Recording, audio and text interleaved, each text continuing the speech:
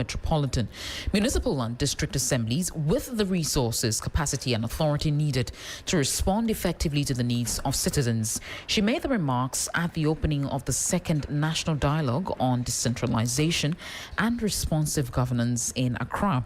Ghana is marking 37 years of its decentralization journey with a renewed call for stronger local institutions, greater citizen participation and improved service delivery. As our part of Clean Up Ghana campaign, we are intensifying monthly cleanup exercises. However, this cannot remain a monthly event. NASA Vice President Professor Nana Jane Opokwagyeman speaking there. Now, before we go, victims of the June 29 flood disaster say they are still struggling to recover after losing their homes and properties to the floods. While NADMO says it has received adequate relief items, including supplies worth $100 million from the United Arab Emirates to support affected communities, the minister in charge of climate change is calling for the retooling of NADMO to strengthen its capacity to prevent and respond to future disasters. The June 29 floods left a trail of destruction across parts of southern Ghana, particularly in the Greater Accra region. Homes, businesses and critical infrastructure were damaged, while thousands of residents were left in need of emergency assistance. In the weeks following the disaster, relief efforts have shifted from rescue operations to providing food, shelter and other basic necessities to affected households. The United Arab Emirates is now adding its support to that response. We'll bring you that full report in our subsequent bulletin. For more stories and updates, please check out our website, 3news.com. My name is Christabel. Success Trevor Business is up next.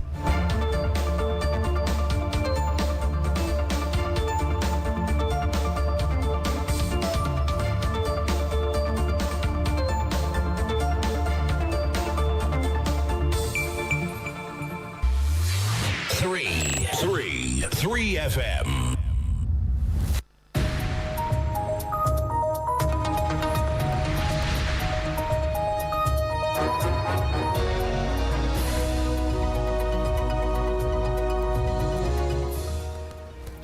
Hello, good morning and welcome to the business news on Sunrise. Coming up this morning, finance analyst notes IMF upgrade a positive step, but warns Ghana must maintain fiscal discipline. We should celebrate the fact that we've been upgraded, but we should also be cautious that the debt hasn't gone away. Restructuring doesn't mean the debt has disappeared. Yeah. Also in this bulletin, agriculturist urges focus on content, not consultation process in assessing cocoa board bill. The broader, the bigger your consultation, the better the law. Freight forwarders threatened sit-down strike over container charges. We are extremely angry today simply because we have realized that we have stakeholders who do not regard regulations. My name is Christabel Success. We'll bring you details of our headlines and other stories shortly. Don't go away.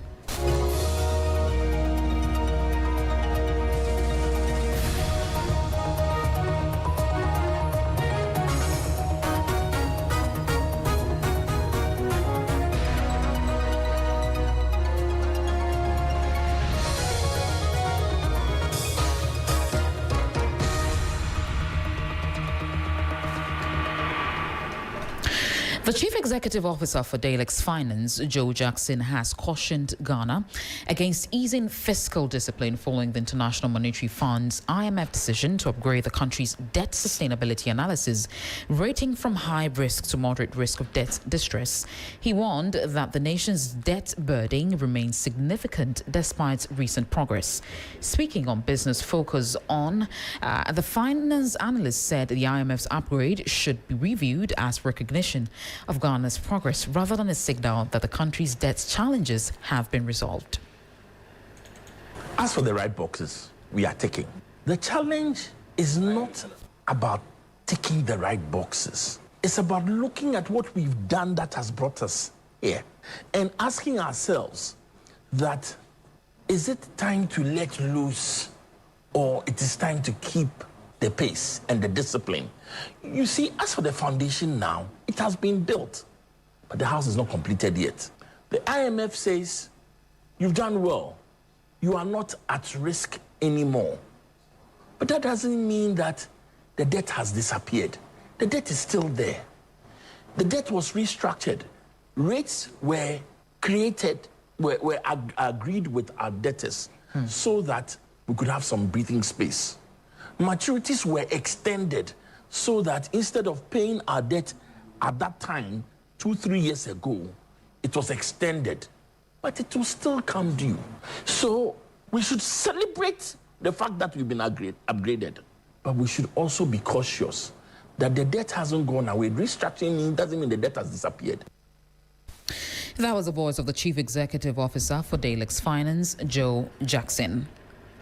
The Director of Policy and Advocacy at the Legal and Entrepreneurship Support Hub, Edward Karaway, has urged stakeholders to focus on the substance of the newly passed Ghana Cocoa Board Bill 2026, rather than concerns over the extent of consultations conducted before its passage. Speaking on business focus, Karaway said the quality and provisions of the legislation should be the primary basis for assessing the bill, arguing that broader consultations do not automatically result in better laws. The broader, the bigger your consultation, the better the law. Not necessarily. So in order to deal with the specifics, is to look at the bill. Which particular provisions you think that are not good enough for the growth and transformation of the cocoa industry going into the future, so that we can look at those ones. And then based on that, you can now say, oh, you think that if proper or broader consultation have been made, maybe those areas have been dealt with. But even if they are not dealt with, then you can still look at it then again. But in that way, because there was no broader consultation, and therefore the bill should go back to Parliament for consideration, and also that it has far-reaching implications for the future of cocoa industry. That is exactly what the bill is supposed to do. And in any case, this bill cannot be referred back to Parliament for what again?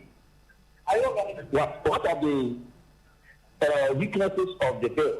Say that you want His Excellency the President to return the bill to Parliament for reconsideration.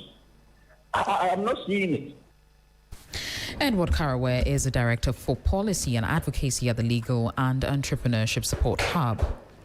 It has been 31 days since the High Court cleared the way for the Ghana Shippers Authority to enforce a cap on container administrative charges imposed by shipping lines. But freight forwarders say some shipping companies are still charging well above the approved limits.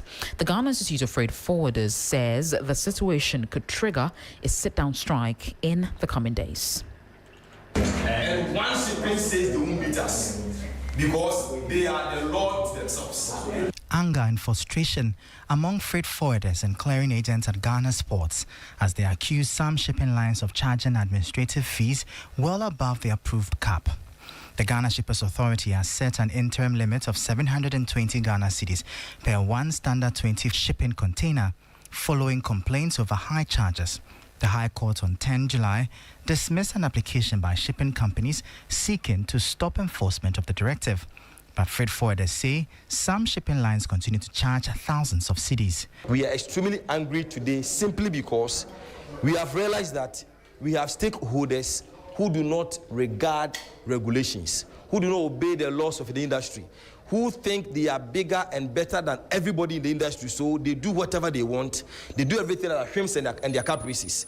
That is why we are extremely angry, because we can't live in an ecosystem whereby one entity believes that they don't obey the laws of the ecosystem.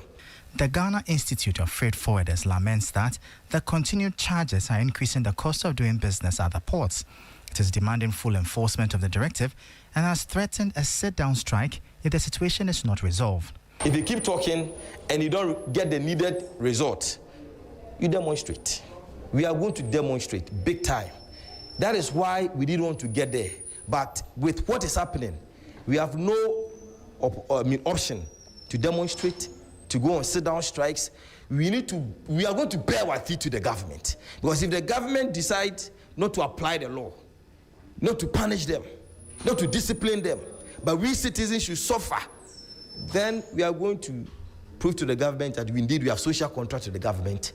The Ghana Shippers Authority has directed shipping lines and their agents to comply with the 720 cedi cap and says it will take action against non-compliant operators.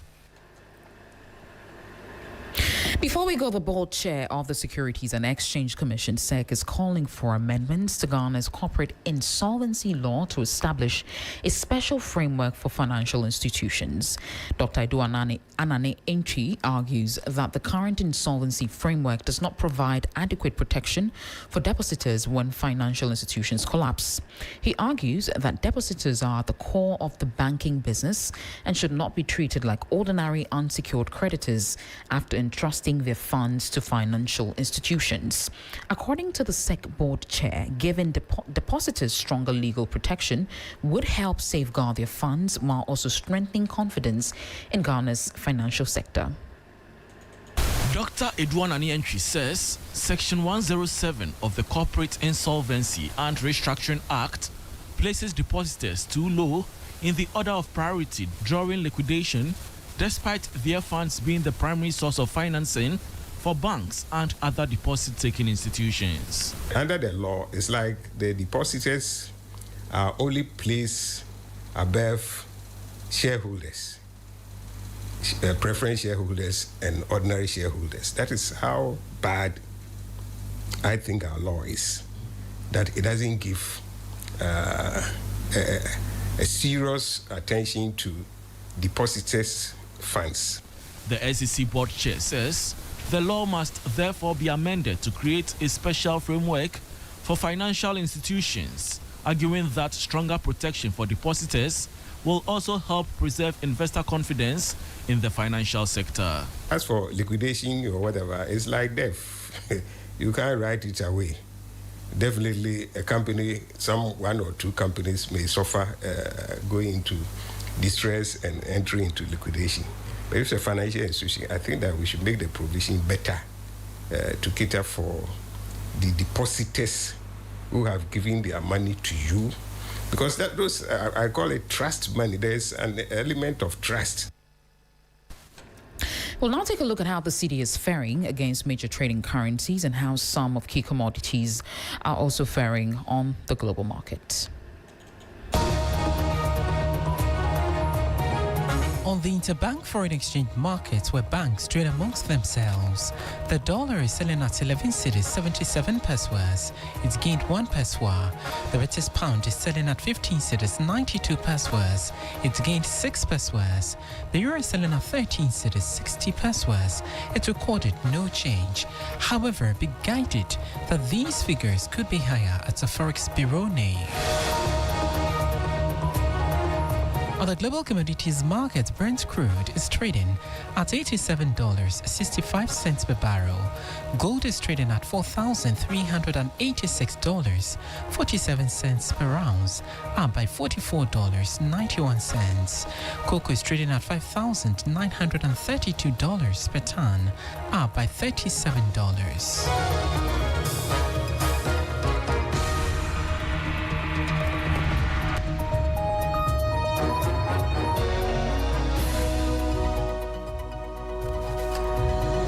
What you just heard is an update from the Forex and commodity markets, and that'll be all for the business news on Sunrise.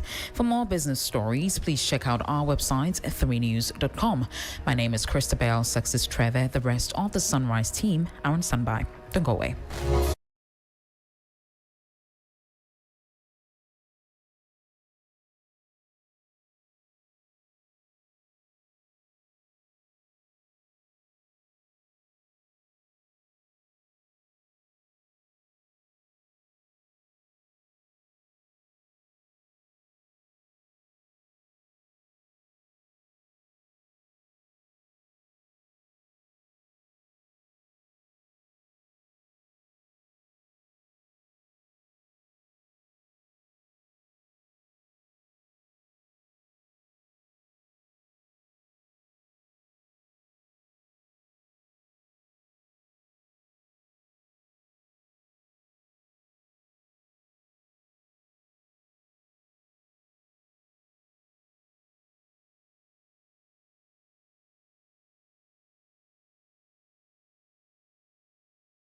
6 here on 3FM 92.7. This is the 3FM Sunrise. We're coming to you live from our studios here on the John Hammond Street, also live on a number of affiliates across the country. We're live on Kesmi 107.1 FM, in Tamale W 93.1, in War as well. That is where you can catch this show and be a part of it. We're live on Facebook as well, 053 220 0927 053 220 0927. It's a WhatsApp number by which you can share a message and be a part of the show. We're streaming live on Facebook. Our handle's 3FM 927, same as on YouTube. You can always share a message with us as well, because you are at the heart and center of what we do each and every morning here for you on the 3FM Sunrise.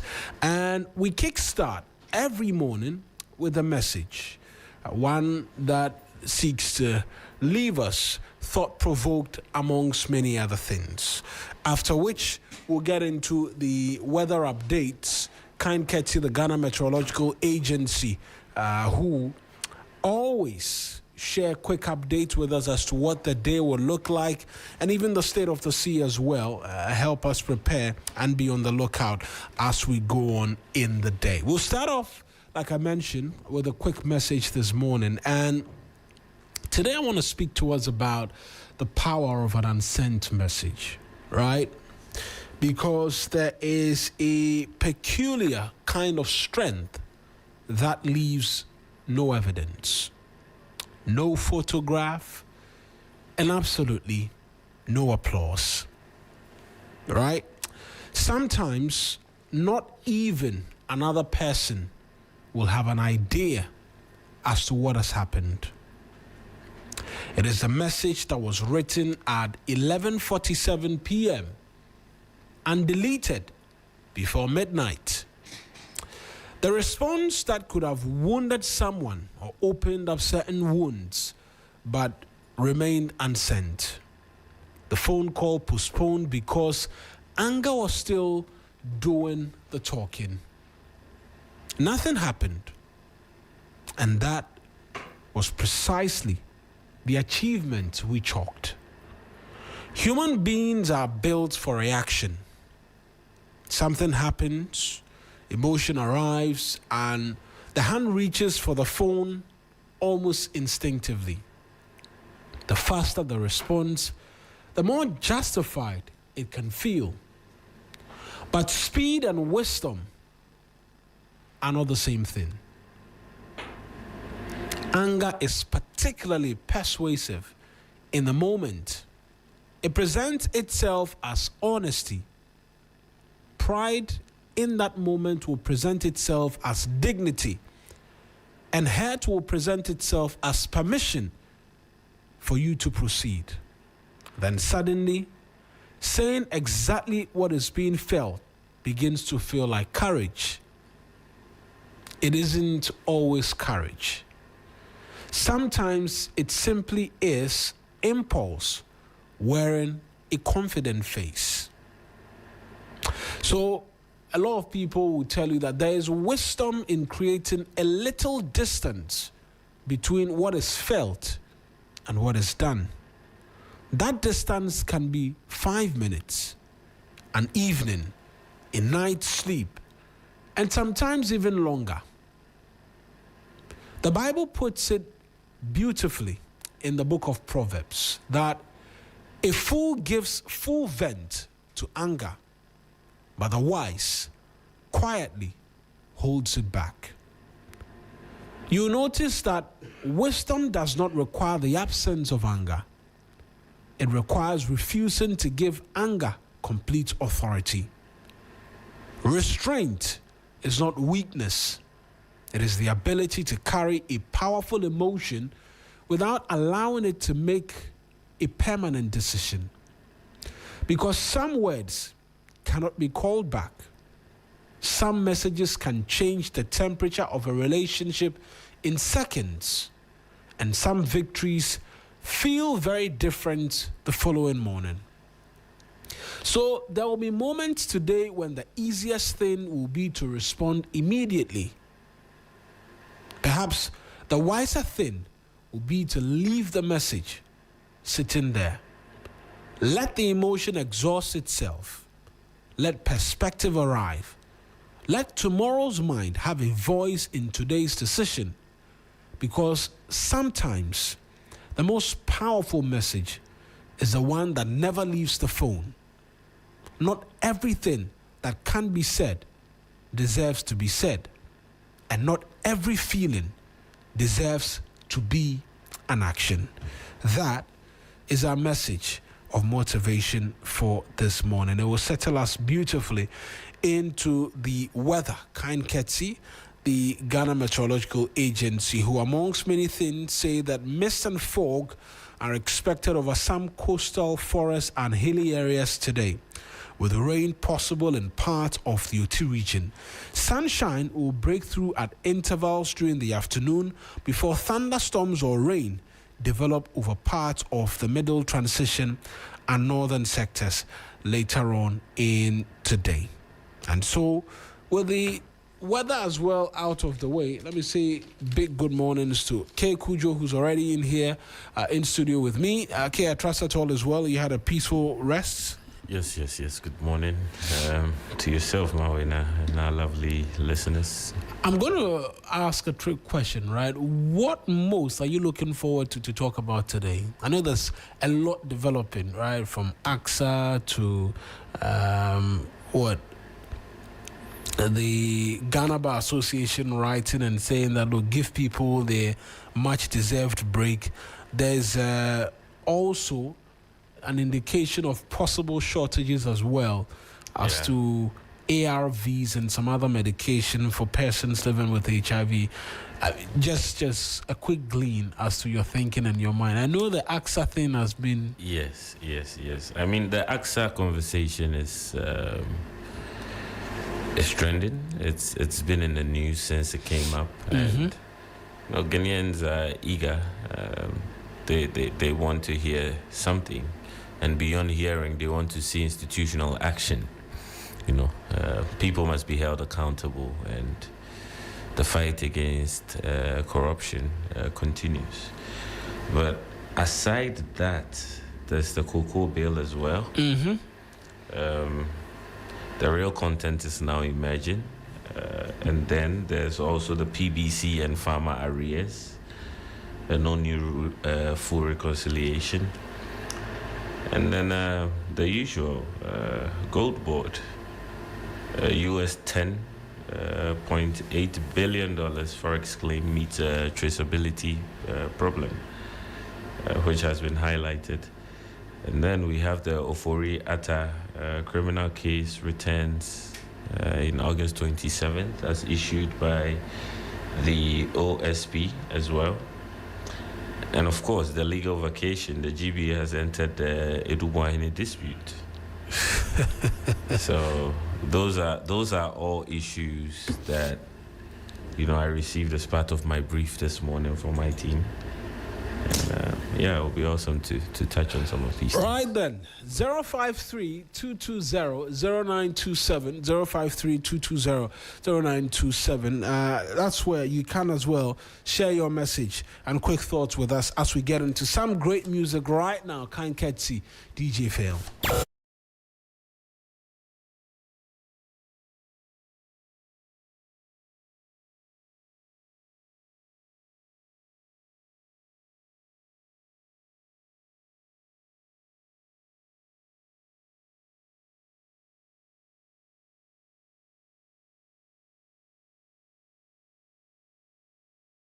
Expected one national journey. This is more than cycling. This is Ghana in motion. 28th and 29th August. To register or participate, call or WhatsApp 0531 100927. Single 200 Ghana cedis. Group of 10 1,600 Ghana cedis. Group of 5 800 Ghana cedis. 3FM Tour to Ghana 2026. Ride the rhythm. Discover Ghana. Loading. Are you ready? 3FM Tour to Ghana 2026. Brought to you by You Fresh Juice, Fratelli Calipo. 2 days, 3 regions. From Accra through Kwao to Kumasi, hundreds of kilometers of rhythm, road and discovery. Hundreds of riders expected. One national journey. This is more than cycling. This is Ghana in motion. 28th and 29th August. To register or participate, call or WhatsApp 0531 100927. Single 200 Ghana cedis. Group of 10 1600 Ghana cedis. Group of 5 800 Ghana cedis. 3FM Tour to Ghana 2026. Ride the rhythm. Discover Ghana. Loading. Are you ready? 3FM Tour to Ghana 2026. Brought to you by You Fresh Juice. Fratelli Calipo. 2 days, 3 regions. From Accra through Kwao to Kumasi, hundreds of kilometers of rhythm, road and discovery. Hundreds of riders expected. One national journey. This is more than cycling. This is Ghana in motion. 28th and 29th August. To register or participate, call or WhatsApp 0531 100927. Single 200 Ghana cedis. Group of 10 1600 Ghana cedis. Group of 5 800 Ghana cedis. 3FM Tour to Ghana 2026. Ride the rhythm. Discover Ghana. Loading. Are you ready? 3FM Tour to Ghana 2026. Brought to you by You Fresh Juice. Fratelli Calipo. 2 days, 3 regions. From Accra through Kwao to Kumasi, hundreds of kilometers of rhythm, road and discovery. Hundreds of riders expected. One national journey. This is more than cycling. This is Ghana in motion. 28th and 29th August. To register or participate, call or WhatsApp 0531 100927. Single 200 Ghana cedis. Group of 10 1600 Ghana cedis. Group of 5 800 Ghana cedis. 3FM Tour to Ghana 2026. Ride the rhythm. Discover Ghana. Loading. Are you ready? 3FM Tour to Ghana 2026. Brought to you by You Fresh Juice. Fratelli Calipo.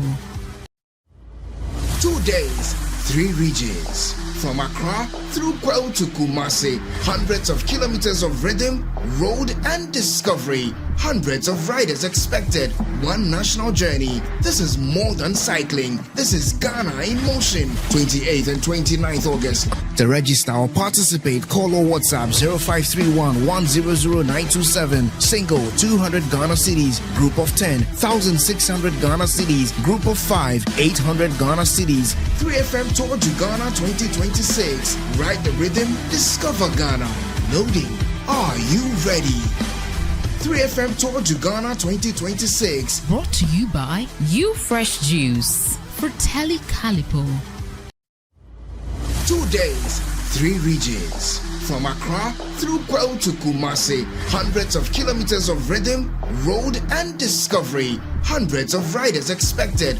One national journey. This is more than cycling. This is Ghana in motion. 28th and 29th August. To register or participate, call or WhatsApp 0531 100927. Single 200 Ghana cedis. Group of 10 1600 Ghana cedis. Group of 5 800 Ghana cedis. 3FM Tour to Ghana 2026. Ride the rhythm. Discover Ghana.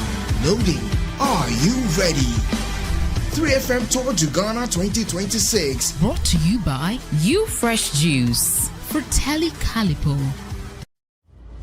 2 days, 3 regions. From Accra through Kwao to Kumasi, hundreds of kilometers of rhythm, road and discovery. Hundreds of riders expected.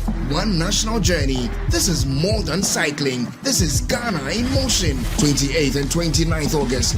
To register or participate, call or WhatsApp 0531 100927. Single 200 Ghana cedis. Group of 10 1600 Ghana cedis. Group of 5 800 Ghana cedis. 3FM Tour to Ghana 2026. Ride the rhythm. Discover Ghana. Loading. Are you ready? 3FM Tour to Ghana 2026. Brought to you by You Fresh Juice. Fratelli Calipo.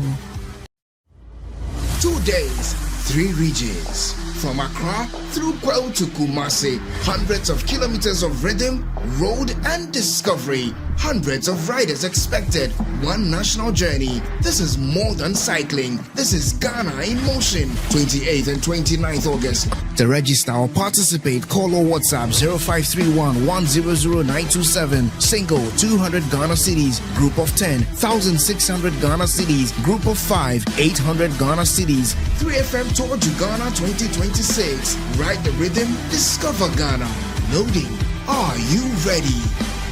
3FM Tour to Ghana 2026. Brought to you by You Fresh Juice, Fratelli Calipo. 2 days, 3 regions. From Accra through Kwao to Kumasi, hundreds of kilometers of rhythm, road and discovery. Hundreds of riders expected. One national journey. This is more than cycling. This is Ghana in motion. 28th and 29th August. To register or participate, call or WhatsApp 0531 100927. Single 200 Ghana cedis. Group of 10 1,600 Ghana cedis. Group of 5 800 Ghana cedis. 3FM Tour to Ghana 2026. Ride the rhythm. Discover Ghana. Loading. Are you ready? 3FM Tour to Ghana 2026. Brought to you by You Fresh Juice, Fratelli Calipo. 2 days, 3 regions. From Accra through Kwao to Kumasi, hundreds of kilometers of rhythm, road and discovery. Hundreds of riders expected. One national journey. This is more than cycling. This is Ghana in motion. 28th and 29th August. To register or participate, call or WhatsApp 0531 100927. Single 200 Ghana cedis. Group of 10 1,600 Ghana cedis. Group of 5 800 Ghana cedis. 3FM Tour to Ghana 2026. Ride the rhythm. Discover Ghana. Loading. Are you ready? 3FM Tour to Ghana 2026. Brought to you by You Fresh Juice, Fratelli Calipo. 2 days, 3 regions. From Accra through Kwao to Kumasi, hundreds of kilometers of rhythm, road and discovery. Hundreds of riders expected. One national journey. This is more than cycling. This is Ghana in motion. 28th and 29th August. To register or participate, call or WhatsApp 0531 100927. Single 200 Ghana cedis. Group of 10 1,600 Ghana cedis. Group of 5 800 Ghana cedis. 3FM Tour to Ghana 2026. Ride the rhythm. Discover Ghana. Loading. Are you ready? 3FM Tour to Ghana 2026. Brought to you by You Fresh Juice, Fratelli Calipo.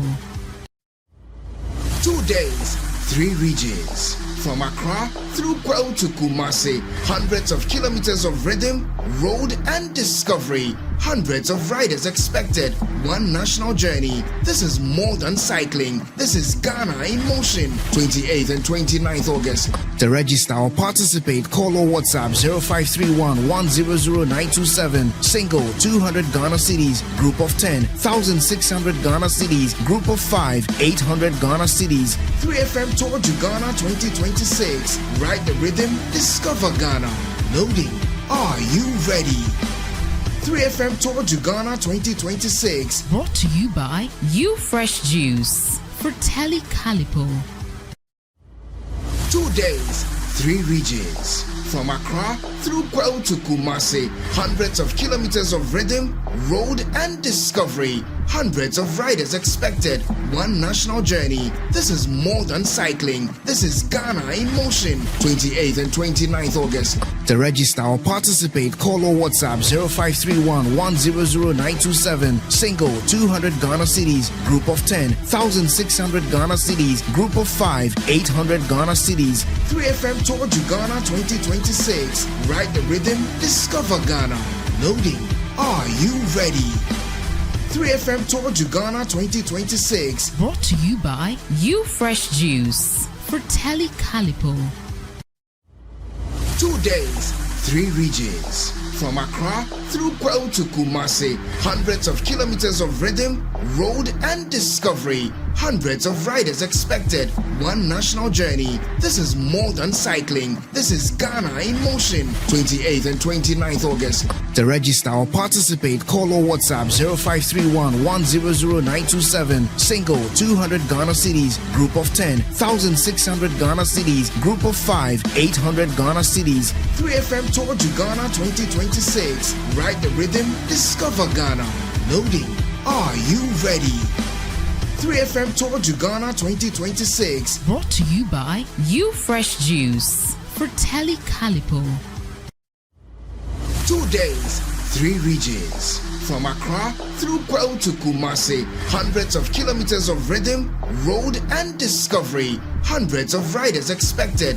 One national journey. This is more than cycling. This is Ghana in motion. 28th and 29th August. To register or participate, call or WhatsApp 0531 100927. Single 200 Ghana cedis. Group of 10 1,600 Ghana cedis. Group of 5 800 Ghana cedis. 3FM Tour to Ghana 2026. Ride the rhythm. Discover Ghana.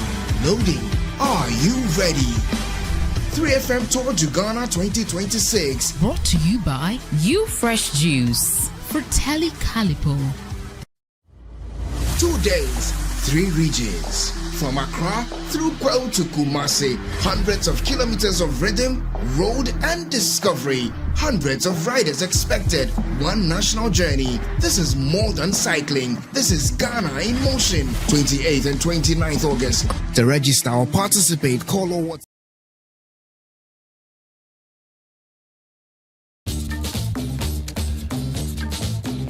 And a good morning to Kay again, who's in studio with me this morning to walk you through the papers. Unfortunately, Patrice cannot be with us this morning. Did I say speedy recovery? Yes, speedy recovery. Speedy recovery to Patrice. Helen as well is entangled with Codjoe Ghana this morning as well. And so will join us a lot later in the day as we continue for you here on the show. But the papers are here, even as we look forward to a number of the things which we want to discuss.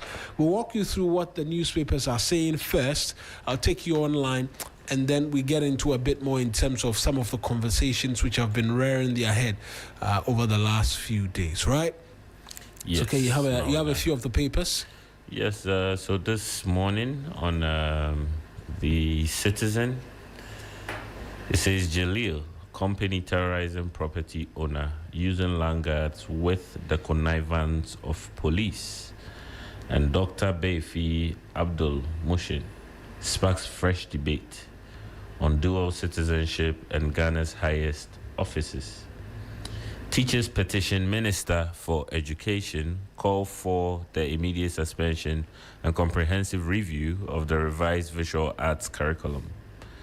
And God has nothing to do with football.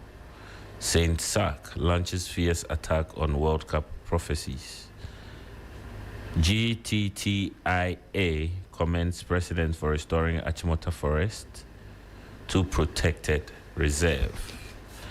And then for the Daybreak newspaper, Collins Adomakun rates Asanteman Koka topmost. GBA tells CJ respect legal vacation. And I am not cheap. KT Hammond rubbishes AXA corruption accusation. Boa upholds Adamus Lee's revocation. And then for the Archives newspaper, APL corners Atoforsen Gold Board over GANRAP records, demands full disclosure of program documents. 965 women died from childbirth in 2025. Yes, and Gomashi pursues land minister over deeds of assignment on mining firms. Minister donates tricycles to Ho Teaching Hospital for patient shuttle service. And then for the Republic newspaper as well, Untumi stars in MPP's Insawam Power Project. Power Ministry's ghost in the dock. Yoko targets assets as Asante Beacon bribery case widens. Capital Bank ghost returns. Otabel breaks silence on Cathedral, but not on 90 million liquidity scandal. Boa upholds Adamu's revocation, blows open a 3 years cover-up by Akufo-Addo's rotten regime. Akufo-Addo's diplomat embroiled in Washington scandal, and MPP's hopeful reveal dangerous playbook, describes party office as propaganda factory where lies are cooked to deceive public for votes. For the Hawk newspaper as well, NPP's 3 million Ghana cedis demo scandal. They blew 3 million Ghana cedis to get to that crowd. I got it wrong. Pastor Adeboy retreats on no tithe, no heaven. Mohammed Sidi order. President wants local crude paid for in cedis, not dollars. AXA bribe bomb. Name me, link me, and meet me in court. And then there is the cleric put on police radar over call. I wouldn't want to read that. That's a bit. Some of the headlines. Yes, I mean, you have to just skip. Yeah. And then the Catalyst newspaper. Tor rises from the ruins, from a broken refinery to a new dawn. Debt cut, workers pay up. RFCC 75% complete as MD unveils refineries fight back. Front page comment, what magic is publican AI doing at Ghana's ports?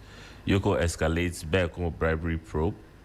Former minister, others under scrutiny as U.S. conviction triggers Ghana investigations. And 4.5 million Korean deal to climate-proof Ghana's forts and castles. 5-year project targets coastal erosion, flooding, salt damage, and structural deterioration. Timber industry hails full restoration of Achimota Forest. GTTIA commends Mahama Boa and Forestry Commission leadership over revocation of EI 144 and EI 234. So that's for the Catalyst newspaper. So we have today. I'm sure there's quite a lot more. Right. Online, Northeast Region, Joint Security Forces arrest 2 suspects at Bunkrugu for concealing 118 bags of cocoa beans in truck loaded with plantain. So, what? They were concealing 118 bags of cocoa beans. Where were they taking it to? I will seek to get the story, the details. IGP promotes 25 police personnel over 300K highway robbery arrests and cocaine busts.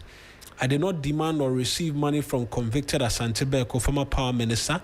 Preta gives government up to end of August to resolve all outstanding issues with their conditions of service. Minerals Commission takes over Adamu's resource mine to ensure right investment are made. MyJoyOnline.com, minorities' narrative is unfounded. Cocoa Board fires back over controversial cocoa bill. I'm sure that will be of interest. 1 million bribery scheme. I am not so instructed. Lawyer on whether OSP has contacted Kwabena Donko. Also, there's absolutely nothing wrong with it. Cocoa Board defends new bill amid minority attacks. AXA Energy case. Ghana has evidence to trigger own accountability process. Osai Kwapong. Minerals Commission to take immediate control of Adamu's mine after lease revocation. Also, 1 million bribe. Former Power Minister Kwabena Donko denies allegations, threatens legal action. And UTAG rejects Gao's claims of discrimination over market premium disparities in public universities. Let me do... There's Africa Today as well. On Africa Today News, Okujato Ablakwa urges Voltarians to dismiss false claims over President Mahamad's term limits. MP donates thousands of furniture to pre-tertiary schools in Mepe to address furniture shortage, and funding secured for Volivo, Dofo, and Adidome Bridge after renegotiation. Mepe acting paramount chief expresses deep concern over continued struggles of flood victims. Thousands of affected residents face extreme hardship. And Volta regional minister calls on chiefs and residents to end chieftaincy and land disputes. Okayeshi Manche calls for clean environment, unity, and respect for chieftaincy after Homo War celebration, and Ceci Adams' bid to jail JG directors collapses, but the gold battle is far from over. That is for Africa Today as well. City Newsroom, don't force lawyers to appear in court during legal vacation. GBA backs Eduboahen's lawyers. Explainer why some shipping lines are defined the 720 cedis container charge cap. NPP demands immediate action against persons linked to Asante Beko bribery case. SAMSI demands disclosure review of 2013 PPAs after former TOR MD's conviction. And future power contracts must include anti-corruption clauses. Samuel Bekwe, Asante Beko case, Parliament failed as gatekeepers in power procurement. Samuel Bekwe is saying this as well. Ghana contracts power it cannot fully utilize ASAP. Ben Boachi, AXA deal, others must be reviewed. He's been speaking. Ghana Web, right? Ghana Web is where I'm going to take us to next.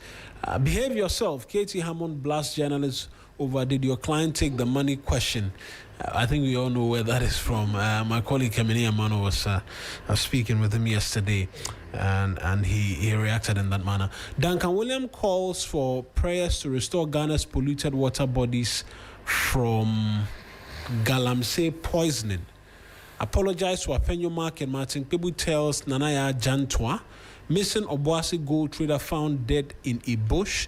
Stop deceiving Ghanaians. Martin Amidu demands release of OSP AXA bribery deal report.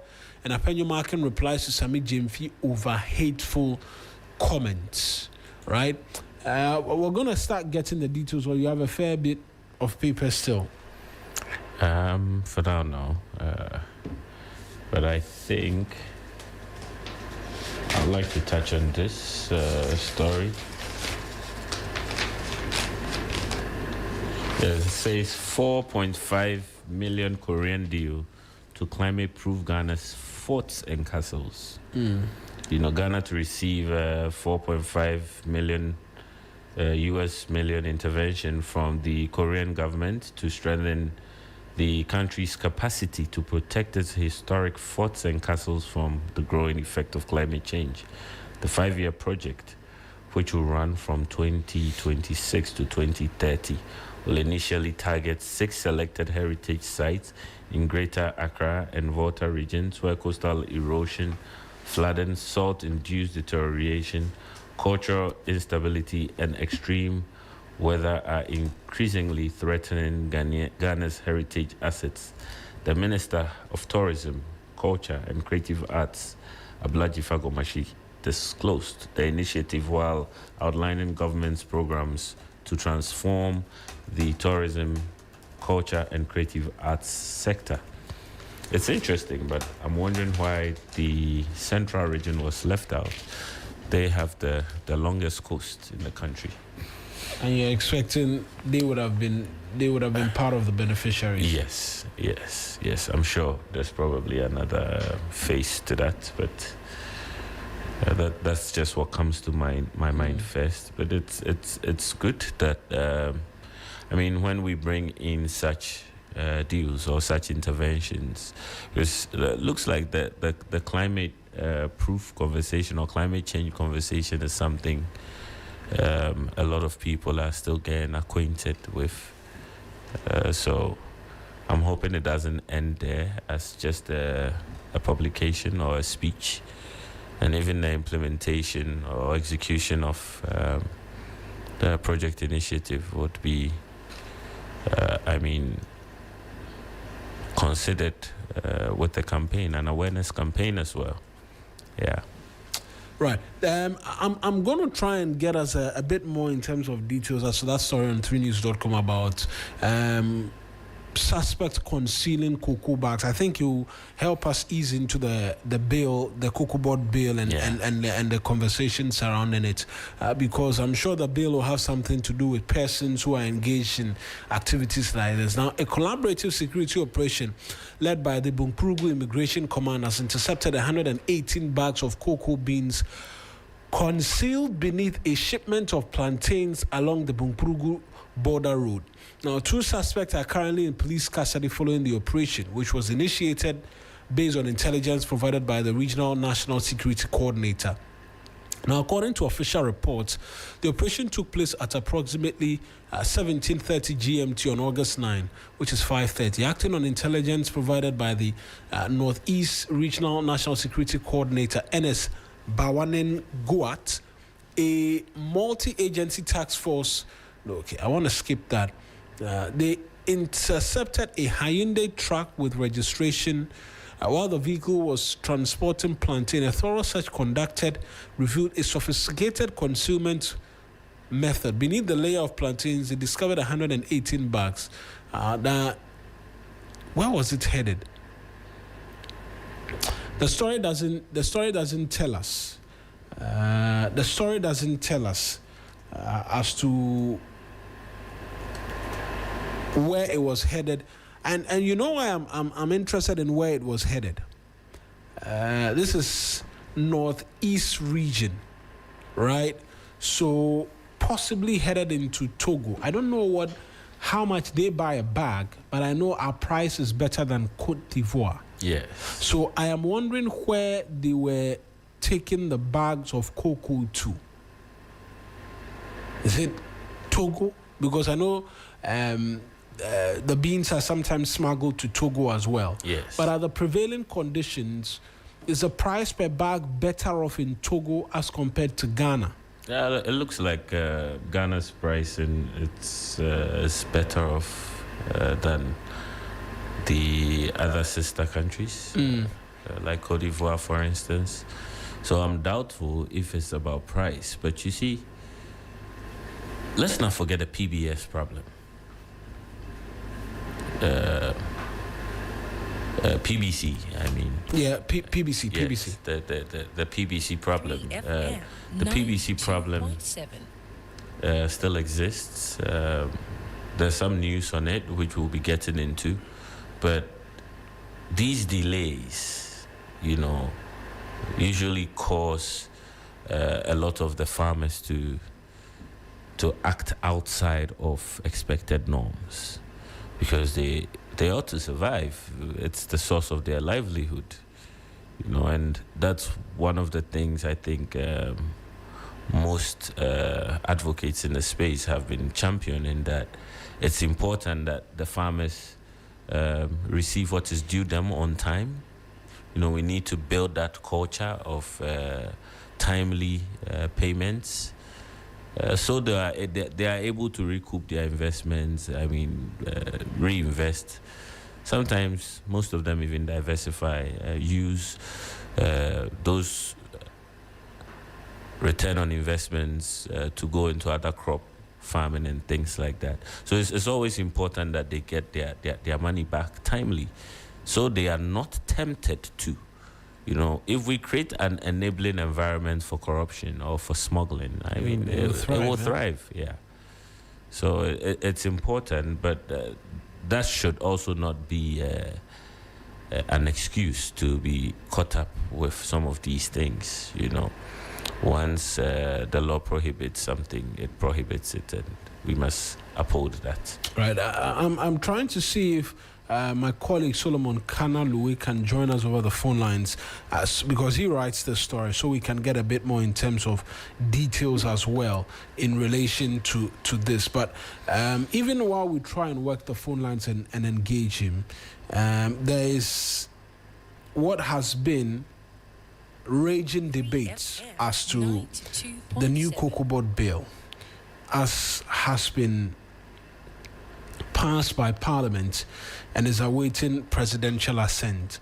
A number of things stick out, right? A number of things stick out in relation to property rights, particularly. That's one of the many things where the clauses 80 to 83 provide that cocoa farms have a protected status, and so any attempt to do anything, touch, alter, whatever it is, requires express approval from the Ghana Cocoa Board and essentially the government.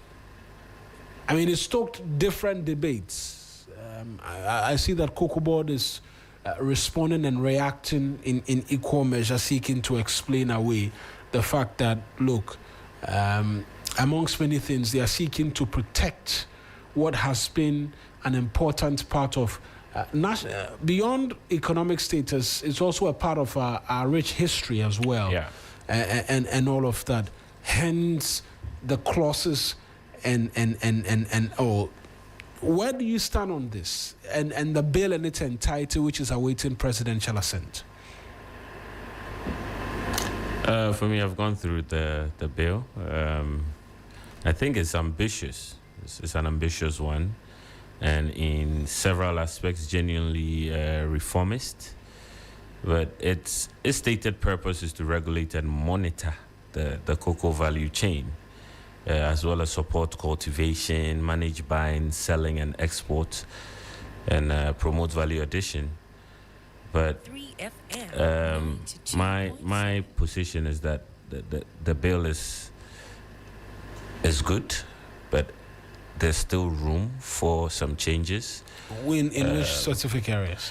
Yes, we'll get deeper into that. But there's been a raging debate on what is good and bad about the bill and so on and so forth. But I think for the bill particularly solves several problems. Like I mentioned, it may create a new one.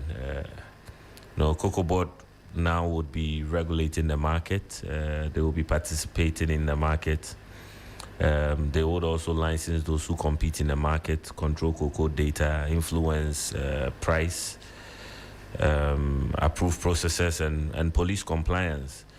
But those just form part of the advantages. And for perhaps the first time, the farmer is not merely receiving a government promise. Parliament is being asked to place a minimum share in legislation.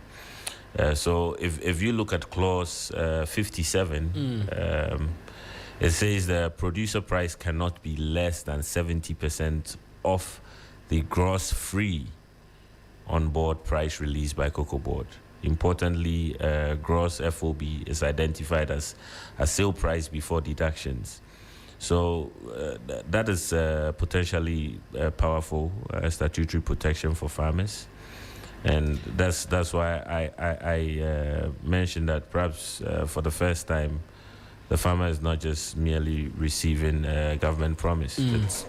It's there. But then let's jump to one of the loopholes. But even before we jump there, I'm going to take us to engage Solomon, and then I want to stay on that clause 57 as to the FOB price. But Solomon Kanalu is joining us. He penned that story as to the Joint Security Task Force apprehending some concealed bags of cocoa. Solomon, good morning to you. I trust at all is well with you. Yes, I'm doing well. Right. Now, what more details do we have in relation to this story about some person seeking to, I don't know if the right word is smuggle cocoa out of the country, or they were just concealing it? Help us appreciate what really is happening, or what really happened after that raid by the security officials. All right. So, my sources, I am told they are smuggling it from the Bunkrugu border through to Togo, because they were being intercepted along the Bunkrugu border, where they were almost about crossing to Togo. So my sources, they already were informed that these people are trying to smuggle cocoa out of the country, and so they also mount some checkpoints together, and that's how they were able to seize the items from the people. So they were smuggling it to Togo to go and sell? Exactly. And this has not been the first time that cocoa is being smuggled out of Ghana to Togo. Somewhere last year, about 25 bags were seized. 3FM, the same route to Togo, and just yesterday, the same one also happened. And so it has always been so, because from Bunkrugu, there's no other town. When you just pass through Bunkrugu, the border is inside the Bunkrugu town. So when you get the next village is Togo. And is there a reason why the individuals are engaged in an activity like this? Because you're even telling us that it's almost 3 days in a row where there's been interceptions by security officials. Is it a case of they're not having bias, or the price is better in Togo? I mean, what's the understanding we've gotten from the security officials who've been interrogating these individuals? All right, so with regards to that, I am told they are still interrogating, they are still investigating the people. And so that is why they are still in the custody of the police, assisting investigations. So as to the reasons why they are smuggling the cocoa out of the country, that one, I cannot confirm that until the investigations are over. Right, but for now, they continue to remain in detention, and along with the others who may have been arrested some days ago. Yes, for now they are with the police. I am told the items, the cocoa board is coming for it today, together with the task force, to convey it to Tamale from Bunkrugu, and from Tamale they will now transport the items to Accra for other, I don't know, for other investigations. That's what I am told. Right. Solomon, thank you very much for these details. That's my colleague Solomon Kanalue. So at least now we appreciate that, look, it was being smuggled out of the country, and for very good reason. I mean, obviously, state authorities picked them up, and we understand Cocoa Board will go and pick up the beans today as well. I'm just trying to but work. Mawuena, there's a reason why. You asked an important question earlier about is Ghana's price better off than Togo, and why Togo? So Ghana is selling at roughly $2.50 US dollars per kg, whereas Togo is selling for about 1.46 that's what I'm looking at US dollars per kg. So it suggests that our price is better off. Our price is better, but if we look at the factors that usually influence these things, like I mentioned, payment delays, severe payment delays, it exacerbates smuggling. And then there are some other points that we usually don't touch on, which I term as the flexible bi-monthly spot pricing versus rigid annual prices. So you look at Ghana, for instance, the government fixes its producer price just once a year at the start of the harvest season. While this offer is a lot more stable, it also means that farmers miss out entirely when global commodity prices spike mid-season. And then you look at Togo. Togo's sector is unregulated, and it adjusts to recommended farm gate price twice a month to mimic international spot market prices. Right. Yes. So when global prices spiked dramatically over the 2024-2025 period, Togo's real-time farm gate payout soared, making it highly lucrative for border adjacent farmers to sneak their crops. But now we are. I mean, the price we offer is better off. And there's also the currency stability and hard cash premiums. See, Togo operates using the CFA franc, which is pegged directly to the euro, and then offers a far greater stability than the volatile Ghanaian cedi. So farmers prefer earning stable foreign currency or taking advantage of black market currency exchange premiums rather than holding on to eroding local currencies. So those in our are case, it's been a lot better in the last few years. The currency has been a lot better. But these are usually the factors. And let's not forget that Volta region and OT, you know, a lot of people don't know these regions even grow they cocoa. produce a lot of cocoa, in fact. You know, and the proximity. And as well, I mean, when Peter Adato is a former colleague of ours, he always said lots of stories about cocoa smuggling along the Volta area. Yes, because we have a lot of unpoliced barriers and borders and things like that along that stretch. You know, we and the Togolese, we are like 5 and 6. Yeah. So it's easier to, go in and out with your beans, especially when there are payment delays in Ghana and, you know, some of the reasons I stated. So we can't blame them too much. That's why the cocoa bill, the conversation on the cocoa bill should be taken seriously. And that's where I'm going to go with the FOB price, right? Because mostly we set FOB once in a season.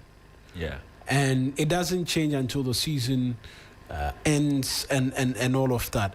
But this time round, when prices fell drastically, at least last year, the government had to slash prices. Now, the new bill in reality doesn't also consider the ebbs and flows possibly in the market, because it says that the clause 57 suggests that, look, the FOB will be set by Cocoa Board in conjunction with a number of other persons, particularly the finance minister, amongst other things, and then that is expected to guide for the season. What happens when prices drop in the astronomical nature in which we saw it drop? What happens when it rises exponentially as well? Because my thinking is that if we look at the data in terms of production numbers for Ghana and Cote d'Ivoire, when production soared, particularly in the last crop season, simple economics happened. A lot of beans on the market, prices went down. Now, with us deciding that we're going to process 50% of the raw beans here locally, Cote d'Ivoire also seeking to do same, because both presidents met. It will suppose that there potentially will be a near, let me say, 40%, 30% short of raw beans on the market, which could spike how much beans will go for per ton, and that will inure to the benefit, or should inure to the benefit, of the cocoa farmer. I think it will take some time before the prices adjust and all of that. And once we are processing, it will mean additional value, which means we will be able to sell for even higher as compared to just selling for the raw beans. How would that as well translate in the calculation of FOB so that the farmer benefits are some of the things that is readily coming to mind, even as we have this conversation as to this new bill as well. So you think of the 70% as a percentage guarantee, not a fixed price guarantee. If cocoa prices rise, the farmers' minimum should rise with them. For example, if the gross FOB value works out to 100 Ghana cedis, the farmer must receive at least 70 Ghana cedis. If international prices rise and the gross FOB becomes 150 Ghana cedis, the statutory minimum becomes 105 Ghana cedis. So the clause 57 ties the farmer's minimum to at least 70% of the gross FOB price realized by Cocoa Board. And if cocoa prices fall, however, the 70% floor price also falls. If gross FOB drops from 100 to 60, the legal minimum drops from 70 Ghana cedis to 42 Ghana cedis. So the bill guarantees the farmer a share of the price, but it does not guarantee that the farmer's income can never fall. You know, and that is where the Cocoa Stabilization and Diversification Fund becomes which is catered important. for in the bill, yes. Right? The bill says that the fund is specifically intended to cushion producers against severe international price shocks. So a percentage of gross FOB proceeds is supposed to go into it, with the actual percentage to be determined by the minister in consultation with the board and prescribed regulations. So in a good year, for instance, the cocoa price, where cocoa price is very high, the farmer gets at least 70%. Some money can also be accumulated in the stabilization mechanism. And in a bad year where the world cocoa prices crash, instead of allowing the farmer's price to collapse completely with the market, the stabilization fund can potentially be used to soften the fall. So basically, that's what that clause seeks to do. The clause 57. That's basically what it seeks to do. But there are other issues within the bill. Mawuena. There are other issues within the bill, which I'd like us to take our time and go through it. I want to look at the loopholes and the concerns, because the biggest issue for me is too much power in one place. The Cocoa Board is described as the sole regulator, but it also produces, it also purchases, markets, and exports cocoa, and has a right of first refusal, licenses private participants, and can establish subsidiaries. That creates an institutional question. How can Cocoa Board be referee, player, market keeper, and sometimes competitor simultaneously? So this is probably the single biggest governance question Parliament should interrogate. Then there's my second point, where I think that the finance minister becomes too powerful. In the scheme of things. Yes. Are we reforming Cocoa Board governance or relocating excessive discretion to the finance minister? Because in there it also says the minister nominates the board chair, the 2 farmer representatives, and 2 additional experts. The minister can also issue written policy directives that the board shall comply with. The minister also influences borrowing, stabilization funding, financing policy, regulations, and major financial decisions. That's too much concentration. And another thing that caught my eye, that an uncle who's a farmer,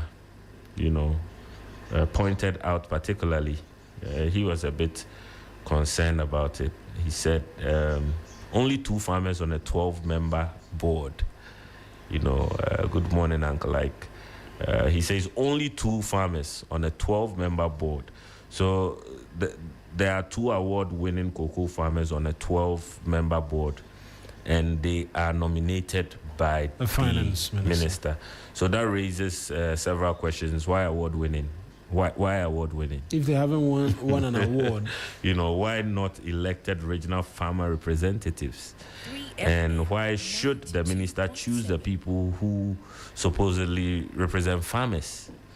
Another is why does ordinary smallholder representation deepen on recognition structures controlled by Cocoa Board? So these are the questions that, if I had lunch with the finance minister, I would ask him. You would ask him. The cocoa farmer owns the sweat, but receives 2 seats out of 12. It's questionable, isn't it? It leads me to I think a comment I saw. Is it Manasseh Azura when he make that in this present age, it pays to work at cocoa board than to be the cocoa farmer. Right? Because this present age. Yeah, when you are the farmer, you don't benefit as much as the person who's in the office working in your name as cocoa board. But I mean, all of these are conversations, and most certainly not the last we're going to be having in relation to this, because these are just initial highlights in relation to this bill. But Mawuena, there's something exciting about the bill as well that I must touch on, that the bill also attempts to prevent cocoa board from becoming a parallel government, in the sense that Clause 4 restricts cocoa board from taking on unrelated programs, quasi-fiscal activities, welfare projects and responsibilities belonging to other state agencies, like we saw with the cocoa roads, for instance. That's brought a lot of debt on its books, yes. and debts which there's a fund being created for to take care of. Exactly. So Clause 4, basically what it's saying is cocoa board should grow cocoa, protect farmers and sell cocoa. It should not become that's the entire mandate. They have no business engaged in any other activity. Road ministry, education, local government and politics and things like that. I think those are the things that usually bring us to where we find ourselves in particular regard to this conversation. And there's also the reckless borrowing becoming much harder because borrowing must relate directly to cocoa, must fit government debt management, requires risk assessment and value for money analysis. And unlawful borrowing can trigger imprisonment, disqualification, surcharge, and recovery. So this is one of the bill's strongest governance provisions.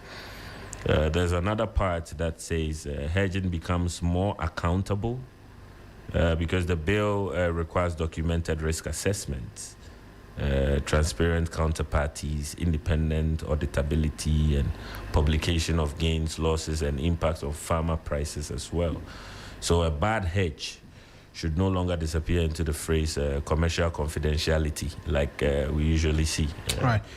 Yeah. Let us know what you think, right? 053-220-0927. And I know a lot of the farmer groups have been speaking in relation to the bill, even as we continue to digest and provide a bit more in terms of details as to the bill. I'm going to have us switch lanes, and we'll talk about the AXA deal, because there's been quite the reaction on the back of it.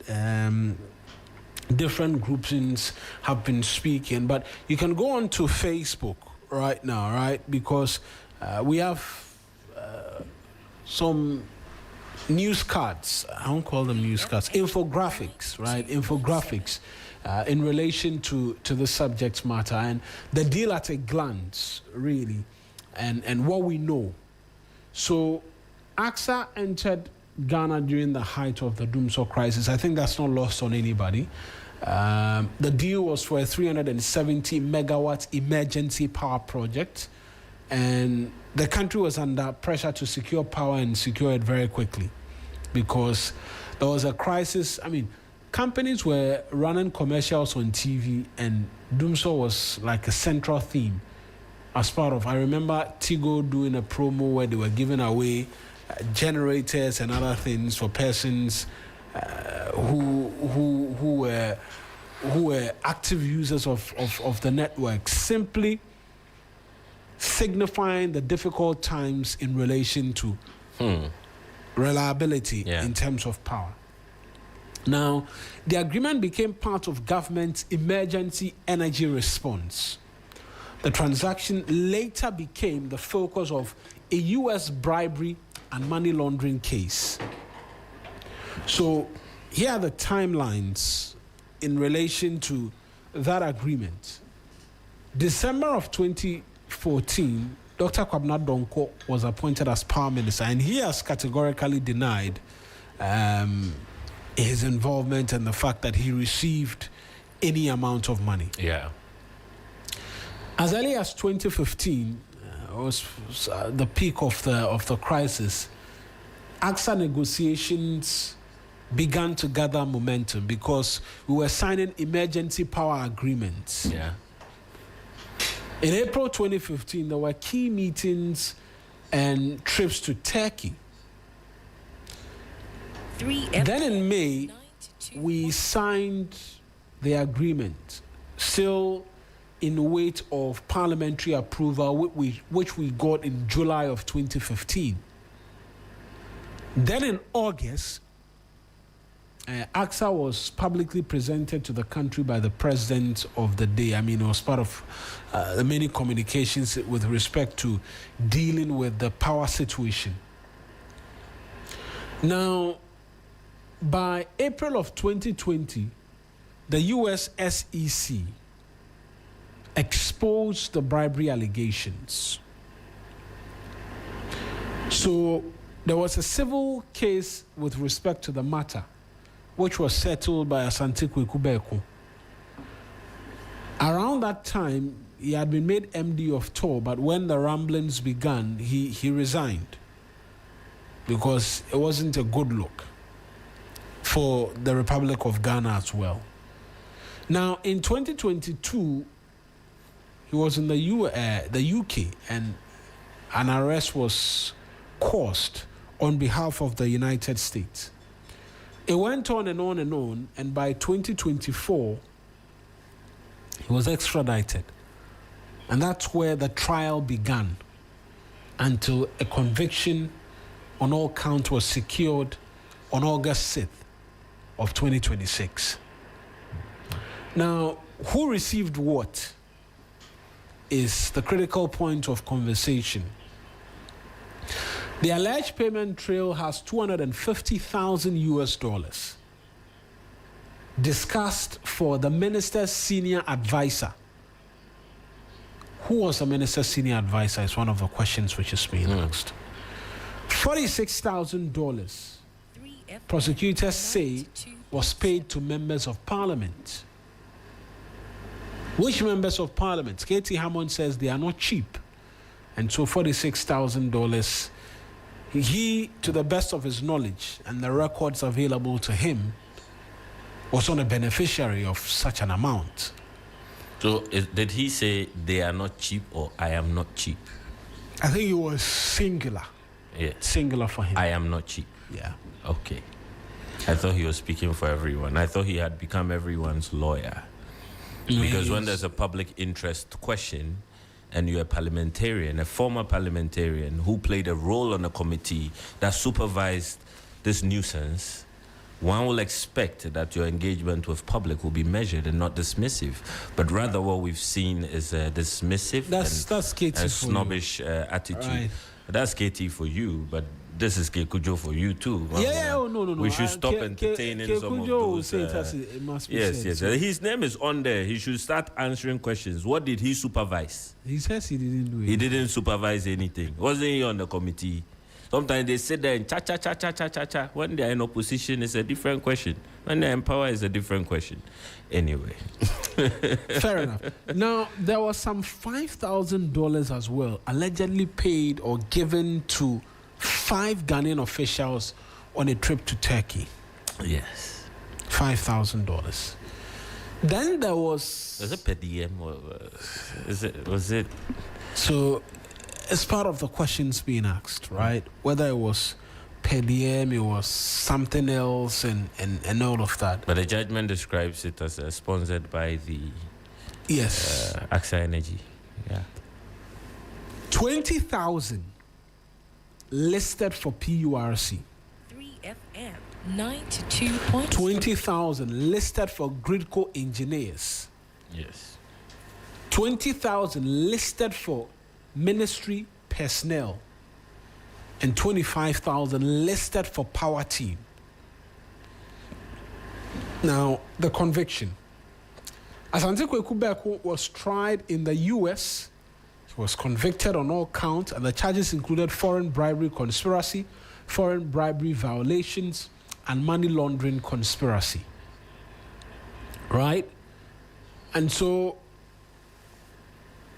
those are the details. There's a bit more which which I'm going to bring to Let you. me even touch on the personnel you mentioned. It says MOP girls. That's Ministry of Power girls. Yeah, it's all going to. So it's part of the unnamed or the pseudonames as was used. Yeah. Presidential relative, politically exposed person (PEP), Ghana official 1, Ghana official 2, unnamed MPs, 5 Turkey trip officials, ministry, PRC, and Gridco personnel. I'm sure the Ministry of Power girls will be under. And there was 35,000 marked Asante personnel. Yeah, he was to benefit. Yes, but Mawuena, just before you go into the next one, I'm wondering, did Asante Beko receive the money and give them the money as he I mean, for his intended purposes? Did he use the money to bribe them? That's a question we should be asking, because receiving the money is one thing. I mean, we saw emails where there is confirmation that some monies went out, but imagine him accounting for $5,000.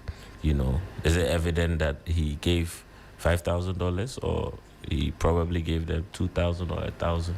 So, with this conversation, there's also another layer that investigations will have to prove. That is, they will have to prove that these monies were disbursed.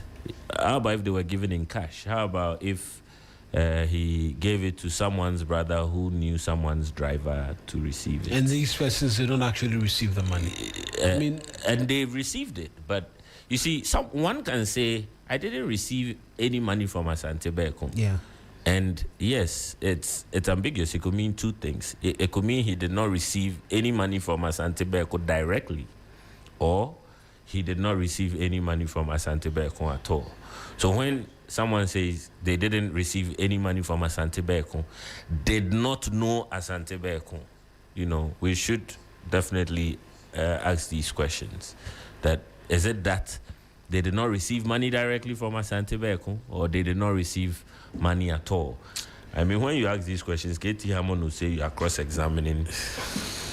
So we'll leave it there for now. Let's hear reactions as well, which have come forth, right, in relation to this subject matter, and then we'll return to the conversation, because there's an interesting question I've asked, right?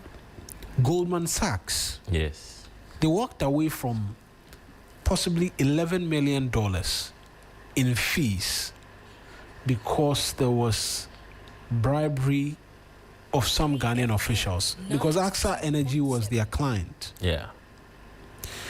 You know, yesterday, as I've been on my way home listening to the respective reactions, I think Martin Amidu as well has reacted to all of the things which have been happening. I asked myself, can a Ghanaian entity walk away from $11 million because there are ethical lines which have been breached? I was asking myself that. I found myself asking that question, that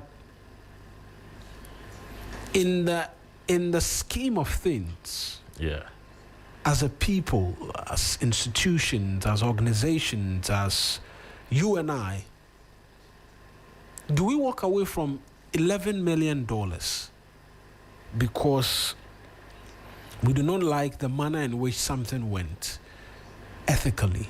Because bribery, yes, it's criminal, but it's also ethical, right? It raises ethical questions.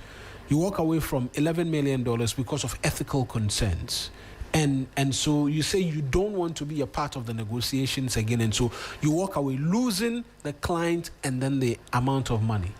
Mawuena, you know, there's I would say I'm not a moralist, you know, and I'm not holier than thou, but I would say we are all coming from a certain background, and at a point in our lives, it's important that when you want to become a good citizen and you have that realization, all that did not serve the purpose of being a good citizen should be relegated, dismissed. So when you find yourself in that position, serving a public interest, serving a national good, you don't have a choice. You need to walk out. Because if you don't have that integrity, you shouldn't occupy that office in the first place. You may assume that you are doing this for yourself, but its implications, the consequences, the impact on other lives, can go a long way to disrupt a lot. So it's a no-brainer for me. If you occupy public office, you need to occupy it with the utmost integrity. You need to resist temptations like Jesus did on the mountain. And you need to be a better example. But then to Martin Amidu's claims that the Asante Berekom AXA Energy bribery investigation started in April 2020. Let's see some of the things Martin, the former special prosecutor, says in relation to this. Says that the government of Ghana is not a junior partner or an adjunct of the U.S. for the government of Ghana to wait until a U.S. court convicts a U.S. Ghanaian citizen, Asante Berekom, for bribery and corruption. Public officials before announcing to the Ghanaian public. So he's raising one of the pertinent questions which has been asked, that why are we waiting for the U.S. when our people were contributing greatly to the convictions which were secured there. It says that what the government intends doing to bring to book the NDC's own appointees when it was in power between 2014 and 2017, at the time the offences were committed. It's a question being asked. It is therefore insulting to the intelligence of the electorate for the Attorney General to be informing the public for the first time on August 8th of what the government through the Attorney General is doing with his united state counterparts to bring to book persons who are implicated in the bribery scheme related to the offences. Right? Next one for me, please. The politically exposed person related to one of the most senior government officials at the time and the public officers implicated in the U.S. SEC civil suit included not only government official 1 and government official 2, he's also using the pseudonyms in the Mahama government at the time, but also members of parliament on both sides of the aisle, making the transaction to assume the nature of a bipartisan criminal enterprise. Yes. Is there more to what he said? Yes, he says that the OSP investigation into the Asante Berekom AXA Ghana bribery deal continued under the Deputy Special Prosecutor and was inherited by the current Special Prosecutor, only to disappear later from the published list of cases under investigation. So he's seeking to argue that the case was being investigated initially, but it disappeared. He said this case mysteriously disappeared from cases under investigation by the OSP and it's not listed on its websites today. Yes. In fact, that was what I was trying to speak to before we had to show this. I see the modus operandi in this AXA and Airbus case are similar, Martin Amidu alleges. But, Mawuena, Martin Amidu says he commenced the Asante Berekom AXA bribery investigation in April 2020 and handed it over to his deputy before leaving office in November 2020. He also claims that after the new special prosecutor assumed office, after he ran away, he noticed that references to the investigation had mysteriously disappeared from the OSP's half-yearly reports, and it's not reported on its website today. There's absolutely no mention of any investigation involving Asante Berekom or AXA Energy in the OSP half-yearly report issued during Martin Amidu's own tenure, or when he supposedly handed over to his deputy from 2020 to 2021. I've shared his half-yearly reports with our producer. If they can project it, I'm sure we can look into that. But there is no mention of that either in his half-yearly reports. So where is he also getting that? Where is he also getting that information from? You know, he should spare us the rants. I mean, he means well when he says that the issue should not be treated as a partisan one. It should be treated with national interest, perspective, and we agree to that. But Mawuena, there's something I'd like to touch on. You know, I've written extensively on this. I tried to reconstruct and touch on the possible universe, where this bribery scandal took place, and there were committees, and there were personnel involved. Their names were listed in some of my publications, not to say they are guilty or not, but this is a large universe. If you served on a committee, it's only prudent that when investigators are looking for where to find people, they can look into that committee and find who did what and received what and for what purpose and so on and so forth. But there's an angle that this conversation brings. We've seen Yoko on the asset recovery bit of it. They issued a statement yesterday. Lots of legs in relation Yoko to issued the story. a statement yesterday. And then we've seen the Attorney General as well. The Attorney General said they were working with their U.S. counterparts to hasten action. But one of the greatest concerns have been, in public opinion, has been, is the Attorney General going to discontinue this case like, we saw in... Is it not early days yet? We are not...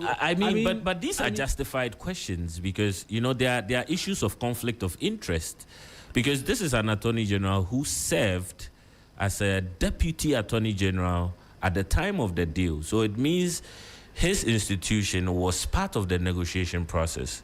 Mawuena, you get it. Yes, that's people legitimate. have a genuine are very important. So this is not to say that the Attorney General discontinuing the Dufour cases and the likes. He had justifiable grounds. He went before a competent court of jurisdiction. He didn't invent discontinuance and just, as for discontinuing, he can dissolve, but he provided reasons as to why. Exactly, and those reasons were justified. That is why they were discontinued. So whether we want to phrase it in a political context or not, that is not the point I'm making here. The point I'm making is that... Should they be the ones investigating this matter? Can you investigate yourself, Mawuena? Have you forgotten some few months ago when this country, when they said the OSP was investigating itself in the Martin Pebu matter, but far from the Martin Pebu matter, this is Mahama's second coming, and like I briefly captured in my opinion piece, I said, besides, Mahama has already paid a heavy political price for the controversies and failures associated with his first administration. If evidence establishes that people around that government corrupted public decisions, protecting them would now only make him pay twice for their conduct. His return offers him the opportunity to confront the past, not inherit its liabilities again. Indeed, the strongest answer Mahama can give those who suspect that anti-corruption enforcement is reserved for political opponents is simple: allow the evidence to reach his own side too. That is precisely why swift investigations matter more than political noise, and the objective is not to manufacture villains, it is to identify them where the evidence establishes them and clear those whom it does not. So it's very important that we look at it from that perspective as well, because whatever cards they play could go a long way to make or unmake this second coming, as much as we see as it is. And that is why others have advocated that it's only prudent that the OSP takes up the matter and executes the investigation and so on and so forth. So you're pushing for the OSP to be the one Of course, that's an independent anti-corruption institution. You know, all our other state institutions have their mandates. But you know what I was expecting, Mawuena? I was expecting the Attorney General to convene a meeting and call all state institutions whose mandates fall within this case. Iyoko appears to be handling certain aspects of the investigation. That's what I'm saying. But at the end of the day, they are all subject to the Attorney General. It was reinforced in the Noah Adamite ruling recently. It was reinforced. So at the end of the day, they are all under the Attorney General. So it would have been prudent that the Attorney General will call a meeting and say, hey guys, you know, this has come before us. Let's collaborate, let's execute, and let's make Ghana proud. Have we seen that? We haven't seen that. But Yoko has made a step. The OSP has issued a statement. The Attorney General himself, via his deputy, have said they are working with their U.S. counterparts on the issue. So we are hoping that in the coming days we would see some active collaborations, because this is an issue that should be dealt with swiftly. Right. We're going to do sport in a tad, but I just want us to hear a few of the reactions, as we planned we would do, from a number of persons, anti-corruption CSOs, who are asking certain things to be done. And you're not alone in the demand for the OSP to lead the charge in this investigation. Even though Iyoko as well appears to have taken some level of interest in this as well. But let's hear from a number of the CSOs who've been, and as well Katie Amon, who was speaking. Mawuena, you know, even Yoko is appointed by the Yoko boss is appointed by the president. He serves directly under the Attorney General. No, I'm for emphasis purpose. You know, there are people who listen to us who don't understand these things, though. Sometimes when we write opinion pieces, you should see the commentary, and people want to learn. So when we have the opportunity to teach them, we shouldn't hesitate. Yes. Most certainly, right? So let's hear from a few of the individuals, and we'll make way for sports. I'm sure when we return after sports, we'll get into some other matters in relation to conversations and what have you, during the big conversation as well, here on the 3FM Sunrise. Right. I'll have those sound bites brought to us subsequently, right? Because it appears as a bit of a challenge right now in being able to pick the reactions as are required. But some quick reactions, Mawuena. Yes, on Facebook and some other places. Yes, I would read some quick reactions from my comment section. In fact, there are those who have advocated. Yes. So Musa Ali Kone from WA sends a message. Says, good morning. Is it difficult to have names of the specific persons who are in Turkey within the set period? Will we ever know who the Ministry of Power girls are or where? But why will people take advantage of our difficulties to enrich themselves?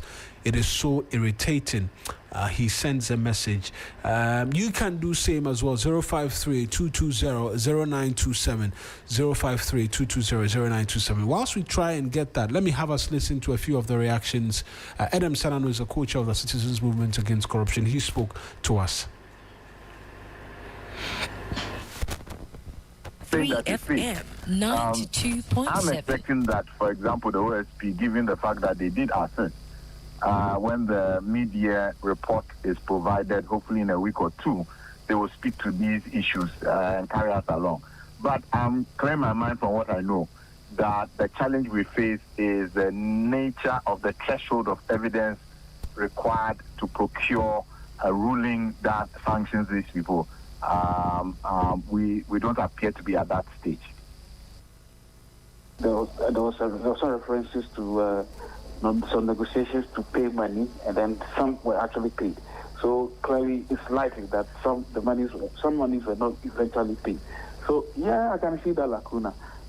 But you see, the challenge here is that, unfortunately, if whoever the witness that was taken here from here, negotiated and went to the States to virtually nail Berku, it actually means that, I mean, if we're really doing the trail back here, if we really wanted to know those who facilitated on the side of the Ghana part of the transaction, if you're able to know, I mean, we should all marshal the same forces if we're really interested in fighting corruption, and then find a means of getting to know the best persons who have who facilitated this payment and those who got the payment. I can understand it's difficult, but clearly, if the Americans are able to get a witness, why shouldn't we be able to procure witnesses here? I mean, I believe that there is enough, if there is an indictment from another jurisdiction, there is so much information. And so we don't certainly say that the high government officials and then all those who have been cited are guilty. We need to also activate our processes. Right. And our processes are very clear. The criminal offences have different opportunities to ensure that whatever we do, we give people the opportunity to defend themselves. So that's what we want to see. Everybody who has been cited must be called to accountability. And in that process, we expect the local, the OSCs, and the Attorney General's office to coordinate effectively so that we don't leave any stone unturned. You will see that the allegation is that somebody went somewhere and said that they needed this money from somewhere to bring it to somewhere to be given to members of parliament. And from what I have read, at one point the money was supposed to be $30,000, and then I seen that they said another 10,000 must have been added, and then I see that some 6,000 was added, and it got to 46 or so, and it was supposed to have been given to 18 members of parliament, including our clerks, the staff, making a total of about 20-something thousand for what is it. You don't get them on it's that cheap, you know. Would you move on to another question, please? You should have discounted this thing almost immediately, because there's no suggestion in the American documentation which says that members of parliament received. Somebody foolishly alleged that this is what happened, and somehow you guys are interested in it. Members of parliament. There's allegation that they gave 250,000 to this is 1,000, this 1,000. About 18, 20-something members of parliament must have been given 40-something they talk about. And we're asking questions on this. How can you not rule this out of one that it's a kind of foolish and silly allegation? That's Katie Hammond, right? Reacting to questions from yesterday in relation to the developments. Most certainly not the last we're hearing of this, because civil society groups in the anti-corruption space are demanding a review of the energy deal, amongst other things. And it will certainly be a part of the many conversations we'll have going forward. But I continue to brood over that one question, right? If roles were reversed, will a Ghanaian company have walked away? Kaswa, Juliet inside Kaswa says they're tuned in big inside Kaswa. Always appreciate you, Juliet, for doing the listening for us as well from Kaswa and from wherever it is that you're listening to us from here on the 3FM Sunrise as well. We're going to get into sports, after which, when we return, we'll have a bit more for you here on the show.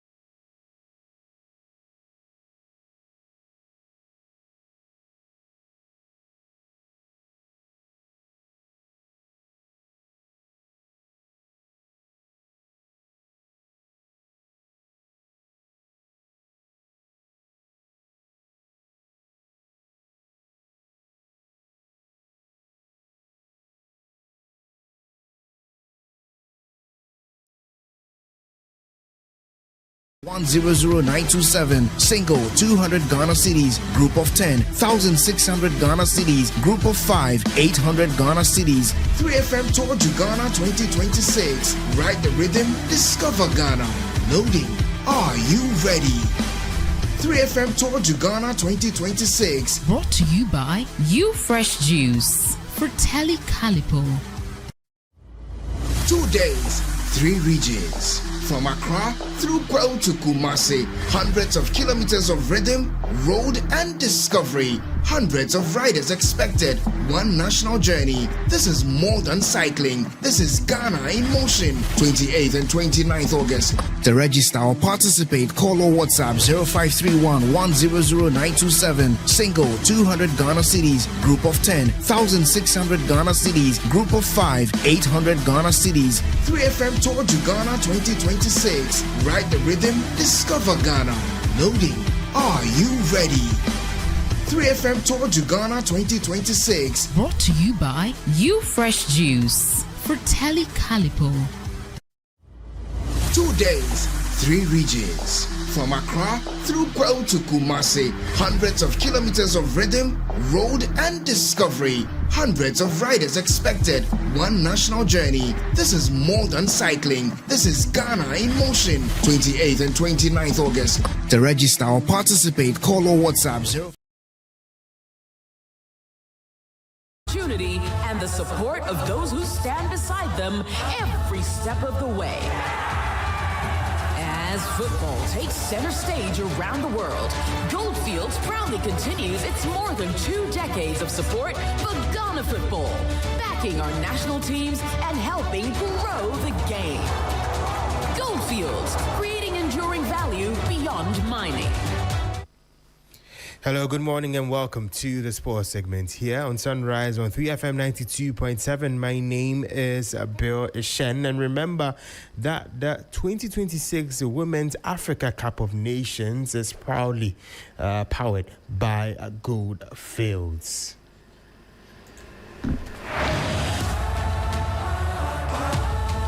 Champions are not made on match day.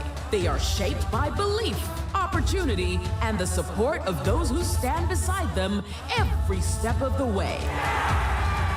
As football takes center stage around the world, Goldfields proudly continues its more than 2 decades of support for Ghana football, backing our national teams and helping grow the game. Goldfields, creating enduring value beyond mining.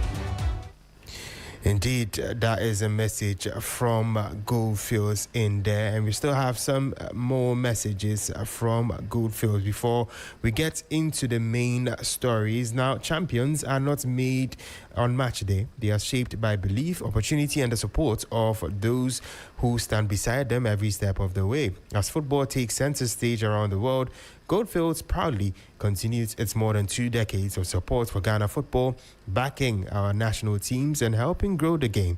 Go Black Wings, Goldfields, championing women's football and inclusion, creating enduring value beyond mining. And let's talk about the Women's Africa Cup of Nations, because we did confirm that the Black Queens have been knocked out of the competition. They were knocked out by Malawi. It was a 2-1 scoreline on Sunday, but they do have a very long playoff to go through to have any chance of qualifying for the 2027 Women's World Cup. They'll be facing first Ivory Coast on Thursday, and my colleague Akosia J breaks down how long the road would be for the Black Queens as they seek a qualification to the 2027 Women's World Cup.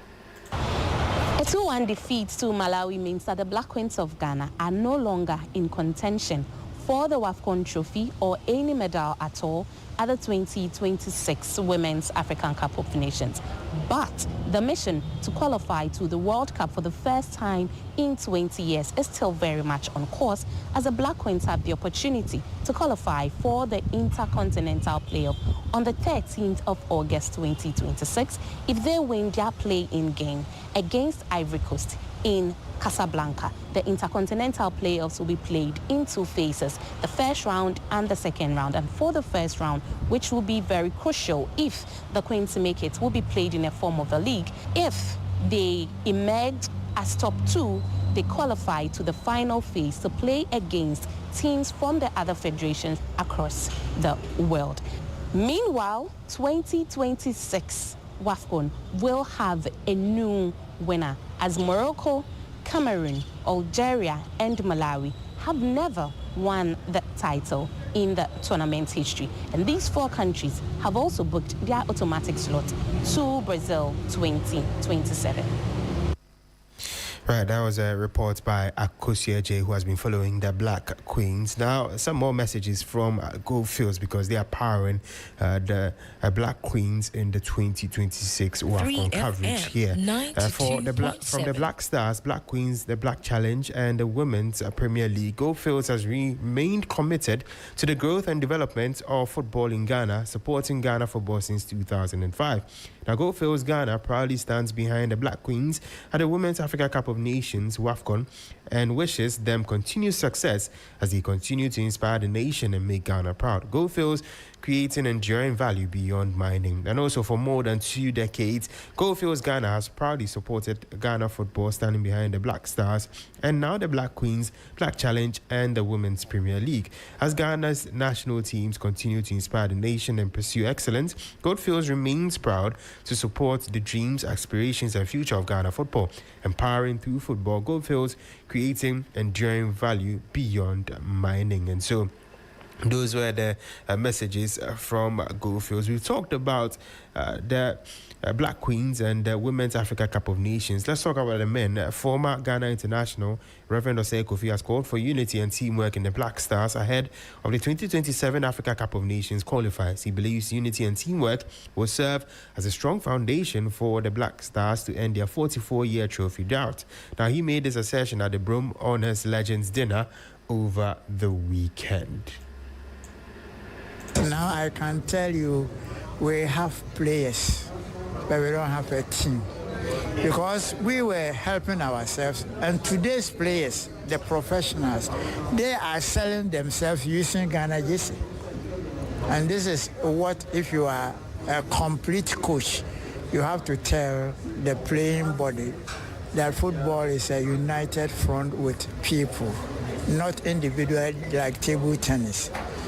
What this company, Broom, have done will inspire some of us to come back and help Ghana to just start winning the Africa Cup again. We got 44 years that we used only 19 years for the 4. 63, 65, 78, 82. 19 years, about 44 years now. But I'm praying that from here, something good will come out of me. That was Reverend Osei Kofi speaking there. Let's move to local football. Mediama are stepping up preparations for the upcoming season as they continue their pre-season camp in Ivory Coast.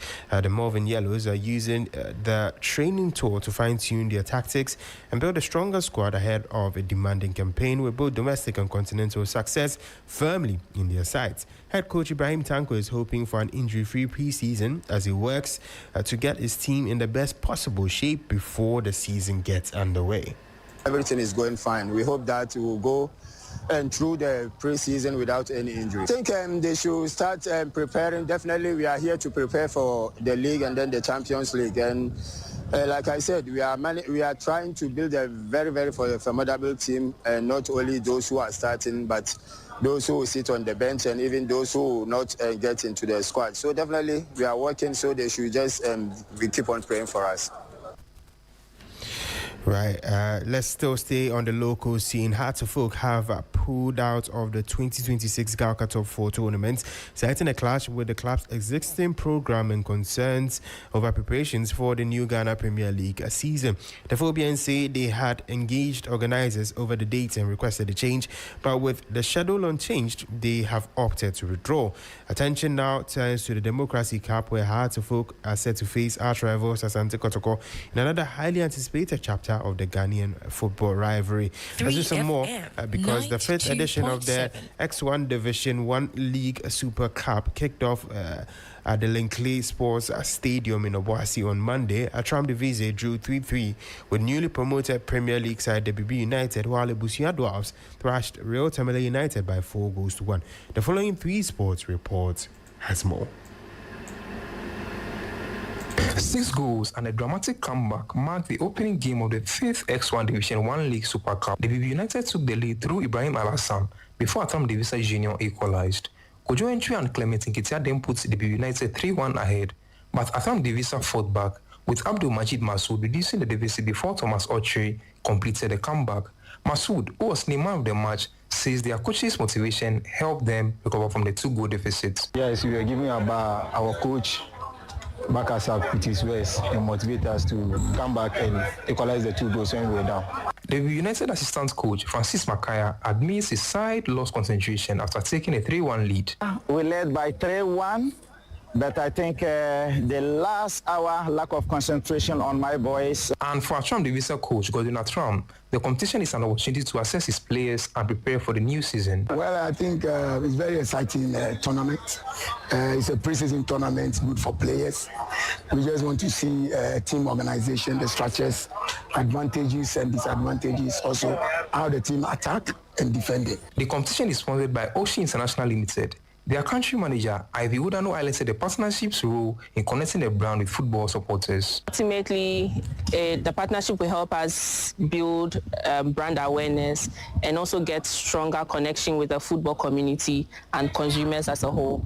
So far, it's been positive, and I'm quite excited to see people passionate about football coming together and also to support the team and the brand as a whole. The second Group A game saw former Premier League side Real Tamale United lose 4-1 to Cape Coast Mysterious Evision Drafts. Group B fixtures will be up next with FC Ashanti Gold 04 taking on Isopon Fidelity FC and then Tamale City FC also battling Sympathy FC.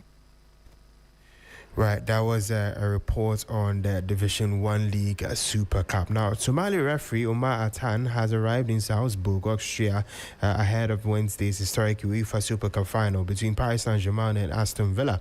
Now, Atan will become the first non-European referee to officiate a prestigious fixture, leading an all-African officiating team. His appointment marks a remarkable comeback after missing the 2026 FIFA World Cup following this setback in the United States. Also, Ghana international Daniel Kofi Tre has completed a move to German second-tier outfit VfL Osnabrück on a free transfer. Now, the 30-year-old attacking midfielder joins Osnabrück on a fresh deal as he aims to revive his career following a long battle with a serious knee injury that kept him out of competitive action for nearly 4 years. The move sees Tre reunite with head coach Timo Schultz, who previously coached the Ghanaian playmaker during a highly successful spell together at FC St. Pauli. And that brings an end to sports here on Sunrise on 3FM 92.7. My name is Bill Ishen. We'll see you same time tomorrow with more updates from the world of sports. But until then, have a great morning.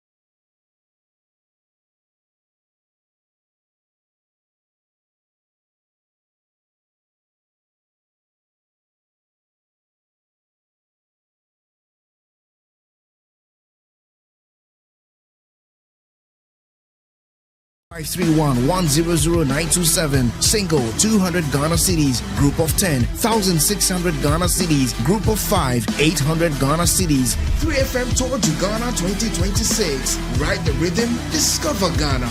Loading. Are you ready? 3FM Tour to Ghana 2026. Brought to you by You Fresh Juice. Fratelli Calipo. 2 days, 3 regions. From Accra through Kwao to Kumasi, hundreds of kilometers of rhythm, road and discovery. Hundreds of riders expected. One national journey. This is more than cycling. This is Ghana in motion. 28th and 29th August. To register or participate, call or WhatsApp 0531-100-927. Single 200 Ghana cedis. Group of 10, 1,600 Ghana cedis. Group of 5, 800 Ghana cedis. 3FM Tour to Ghana 2026. Ride the rhythm, discover Ghana. Loading. Are you ready? 3FM Tour to Ghana 2026. Brought to you by You Fresh Juice. Fratelli Calipo. 2 days, 3 regions. From Accra through Kwao to Kumasi, hundreds of kilometers of rhythm, road and discovery. Hundreds of riders expected.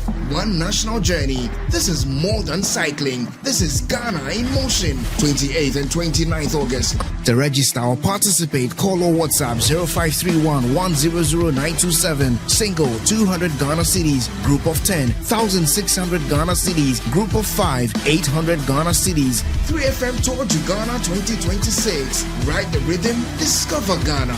Loading. Are you ready? 3FM Tour to Ghana 2026. Brought to you by You Fresh Juice. Fratelli Calipo. 2 days, 3 regions. From Accra through Kwao to Kumasi, hundreds of kilometers of rhythm, road and discovery. Hundreds of riders expected. One national journey. This is more than cycling. This is Ghana in motion. 28th and 29th August. To register or participate, call or WhatsApp 0531-100-927. Single 200 Ghana cedis. Group of 10, 1,600 Ghana cedis. Group of 5, 800 Ghana cedis. 3FM Tour to Ghana 2026. Ride the rhythm, discover Ghana. Loading. Are you ready? 3FM Tour to Ghana 2026. Brought to you by You Fresh Juice. Fratelli Calipo. 2 days, 3 regions. From Accra through Kwao to Kumasi, hundreds of kilometers of rhythm, road and discovery. Hundreds of riders expected. One national journey. This is more than cycling. This is Ghana in motion. 28th and 29th August. To register or participate, call or WhatsApp 0531-100-927. Single 200 Ghana cedis. Group of 10, 1,600 Ghana cedis. Group of 5, 800 Ghana cedis. 3FM Tour to Ghana 2026. Ride the rhythm, discover Ghana. Loading. Are you ready? 3FM Tour to Ghana 2026. Brought to you by You Fresh Juice. Fratelli Calipo. 2 days, 3 regions. From Accra through Kwao to Kumasi, hundreds of kilometers of rhythm, road and discovery. Hundreds of riders expected. One national journey. This is more than cycling. This is Ghana in motion. 28th and 29th August. To register or participate, call or WhatsApp 0531-100-927. Single 200 Ghana cedis. Group of 10, 1,600 Ghana cedis. Group of 5, 800 Ghana cedis. 3FM Tour to Ghana 2026. Ride the rhythm, discover Ghana. Loading. Are you ready? 3FM Tour to Ghana 2026. Brought to you by You Fresh Juice. Fratelli Calipo. 2 days, 3 regions. From Accra through Kwao to Kumasi, hundreds of kilometers of rhythm, road and discovery. Hundreds of riders expected. One national journey. This is more than cycling. This is Ghana in motion. 28th and 29th August. To register or participate, call or WhatsApp 0531-100-927. Single 200 Ghana cedis. Group of 10, 1,600 Ghana cedis. Group of 5, 800 Ghana cedis. 3FM Tour to Ghana 2026. Ride the rhythm, discover Ghana. Loading. Are you ready? 3FM Tour to Ghana 2026. Brought to you by You Fresh Juice. Fratelli Calipo. 2 days, 3 regions. From Accra through Kwao to Kumasi, hundreds of kilometers of rhythm, road and discovery. Hundreds of riders expected. One national journey. This is more than cycling. This is Ghana in motion. 28th and 29th August. To register or participate, call or WhatsApp 0531 100927. Single 200 Ghana cedis. Group of 10 1,600 Ghana cedis. Group of 5 800 Ghana cedis. 3FM Tour to Ghana 2026. Ride the rhythm. Discover Ghana. Loading. Are you ready? 3FM Tour to Ghana 2026. Brought to you by You Fresh Juice. Fratelli Calipo. 2 days, 3 regions. From Accra through Kwao to Kumasi, hundreds of kilometers of rhythm, road and discovery. Hundreds of riders expected. One national journey. This is more than cycling. This is Ghana in motion. 28th and 29th August. To register or participate, call or WhatsApp 0531 100927. Single 200 Ghana cedis. Group of 10 1,600 Ghana cedis. Group of 5 800 Ghana cedis. 3FM Tour to Ghana 2026. Ride the rhythm. Discover Ghana. Loading. Are you ready? 3FM Tour to Ghana 2026. Brought to you by You Fresh Juice. Fratelli Calipo. 2 days, 3 regions. From Accra through Kwao to Kumasi, hundreds of kilometers of rhythm, road and discovery. Hundreds of riders expected. One national journey. This is more than cycling. This is Ghana in motion. 28th and 29th August. To register or participate, call or WhatsApp 0531 100927. Single 200 Ghana cedis. Group of 10 1,600 Ghana cedis. Group of 5 800 Ghana cedis. 3FM Tour to Ghana 2026. Ride the rhythm. Discover Ghana. Loading. Are you ready?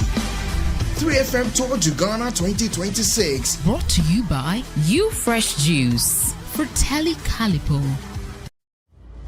2 days, 3 regions. From Accra through Kwao to Kumasi, hundreds of kilometers of rhythm, road and discovery. Hundreds of riders expected. One national journey. This is more than cycling. This is Ghana in motion. 28th and 29th August. To register or participate, call or WhatsApp 0531 100927. Single 200 Ghana cedis. Group of 10 1,600 Ghana cedis. Group of 5 800 Ghana cedis. 3FM Tour to Ghana 2026. Ride the rhythm. Discover Ghana. Loading. Are you ready? 3FM Tour to Ghana 2026. Brought to you by You Fresh Juice. Fratelli Calipo. 2 days, 3 regions. From Accra through Kwao to Kumasi, hundreds of kilometers of rhythm, road and discovery. Hundreds of riders expected. One national journey. This is more than cycling. This is Ghana in motion. 28th and 29th August. To register or participate, call or WhatsApp 0531 100927. Single 200 Ghana cedis. Group of 10 1,600 Ghana cedis. Group of 5 800 Ghana cedis. 3FM Tour to Ghana 2026. Ride the rhythm. Discover Ghana. This is Ghana in motion. 28th and 29th August. To register or participate, call or WhatsApp 0531 100927. Single 200 Ghana cedis. Group of 10 1,600 Ghana cedis. Group of 5 800 Ghana cedis. 3FM Tour to Ghana 2026. Ride the rhythm. Discover Ghana. Loading. Are you ready? 3FM Tour to Ghana 2026. Brought to you by You Fresh Juice. Fratelli Calipo. 2 days, 3 regions. From Accra through Kwao to Kumasi, hundreds of kilometers of rhythm, road and discovery. Hundreds of riders expected. One national journey. This is more than cycling. This is Ghana in motion. 28th and 29th August. To register or participate, call or WhatsApp 0. Diseases, and then AIDS was like the boss of all bosses.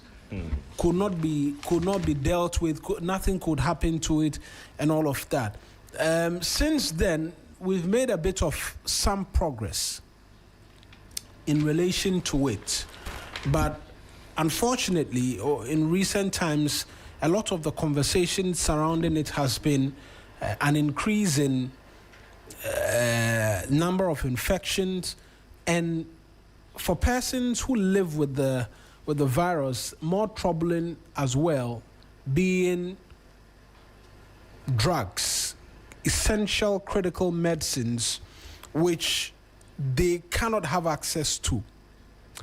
Rhoda Kofi, right? Rhoda Kofi is joining us via the phone line. She is with the network of persons living with HIV in Ghana.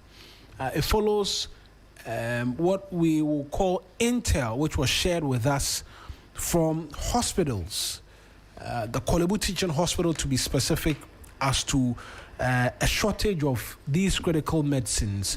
Let's speak to Rhoda this morning. She's with the network of persons living with HIV in Ghana, NAPLAS Ghana.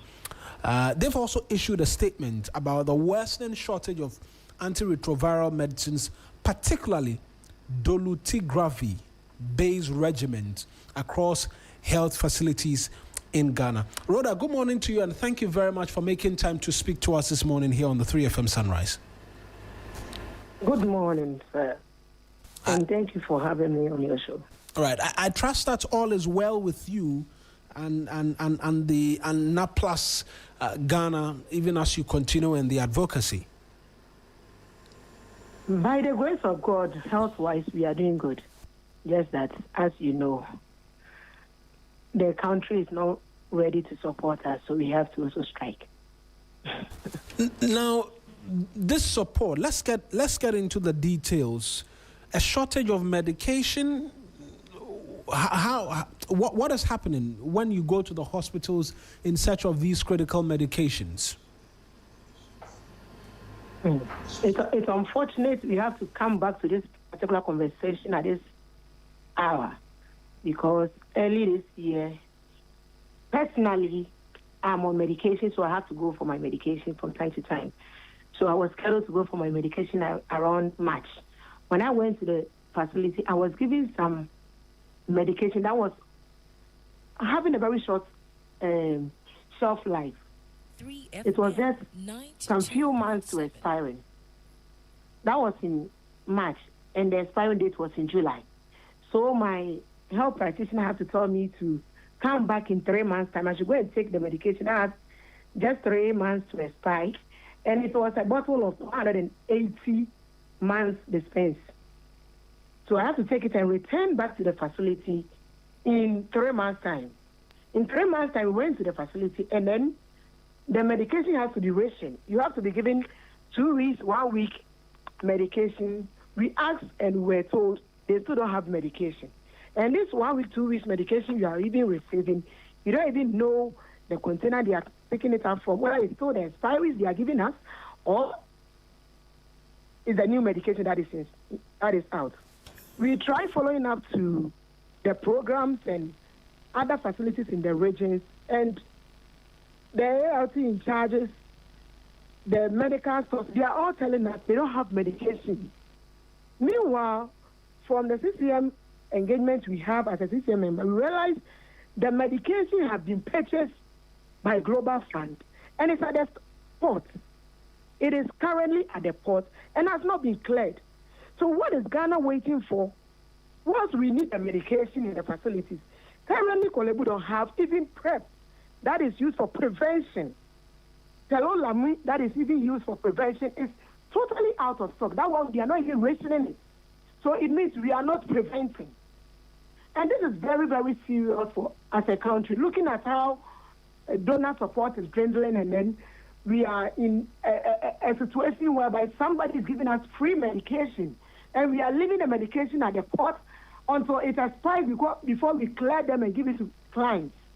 This is very serious, and as a country, we are really far behind with this port clearing issue.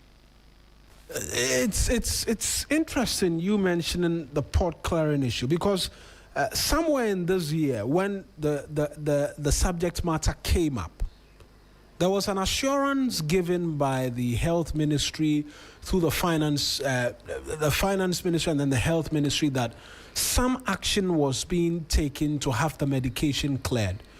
Was there conversation? Where did those conversations end such that we are back again? Because I'm sure you would have followed up, there would have been conversation between yourself and then the health ministry, as well as the National AIDS Control Program.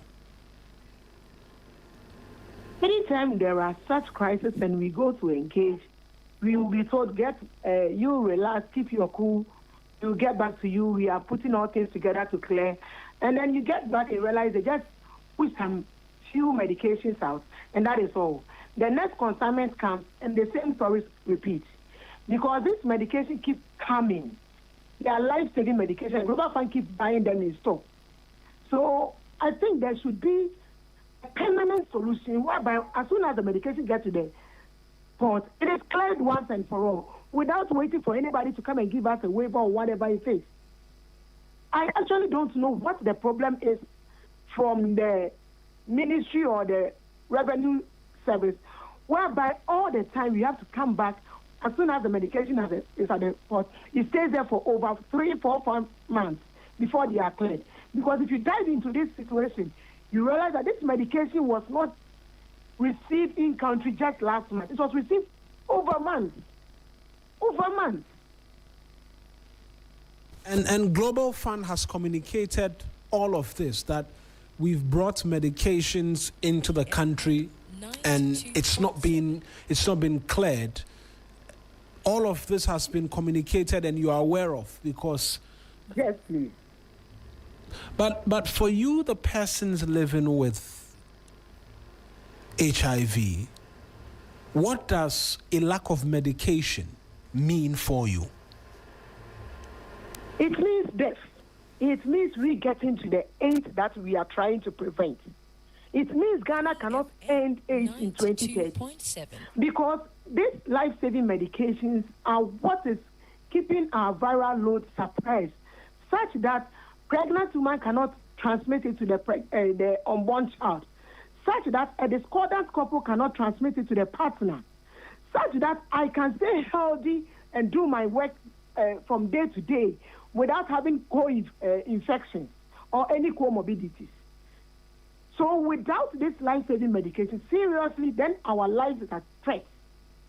Because there is no need for you to be breaking your medication. The HIV is such that treatment must be continuous. When you interrupt treatment, then you are causing the virus to behave otherwise. Therefore, we need treatment to be consistent without any interruption. Means what? The government of Ghana is putting your health at risk and leaving you worse off as compared to as compared to where you were. Yes, please. Yes, please. Our life is at a serious risk. And when you go to the hospitals, when you're turned away, there are no other alternatives to these critical medications which you can get over the counter or anything. No. There are no other alternatives. I mean, help us, educate us on what the architecture is like. These medications are free. And you're supposed to go for them how many times in a year? Okay, so we have differentiated service delivery, meaning services are different with clients, depending on how a client's eligibility is. Then you can qualify for as high as 6 months dispensing or 3 months. So most of the clients who are virally suppressed are on 6 months dispensing because their viral load is high, and then we can see their viral load is very low, and we can see the medication is really working on them. So they don't need to be visiting the facility from time to time. So for them, they visit the facility twice a year. 6 months for your medication. The next 6 months, you go and you do a viral load, and then you are given another medication. Others visit 3 months, 3 months. Then when you are put on, maybe when you are diagnosed after the first month, that is when you have to visit the facility like a month or two until they realize your viral load is also suppressed, and they can move you to either 3 months or 6 months. And so when there are shortages like this, for how long can you possibly go before medication intake has to be restored? Is there room which allows for the fact that, okay, there could be emergencies where you not get medication, and so you can go without medication for this amount of days before you can return to taking medication? Is there something like that, even as we have this conversation? There is no such option. There is no such option. As soon as you stop taking the medication for 2-3 days a week, then it means you are just getting lost to follow up. You are actually stopping your treatment or something like that. And restarting the treatment all over again means a whole new architecture of your system. Wait, help us understand. So, I mean, you are providing some education that before you take the medication, you go and your viral load is checked before the dosage is given to you, right? Yes, please. So when you go without taking the medication for some days, it means it's like treatment has to start all over again. Yes, please. Wow. My colleague Codjoe is in studio with me as well. He has a question as well in relation to this concern which is just coming up. K.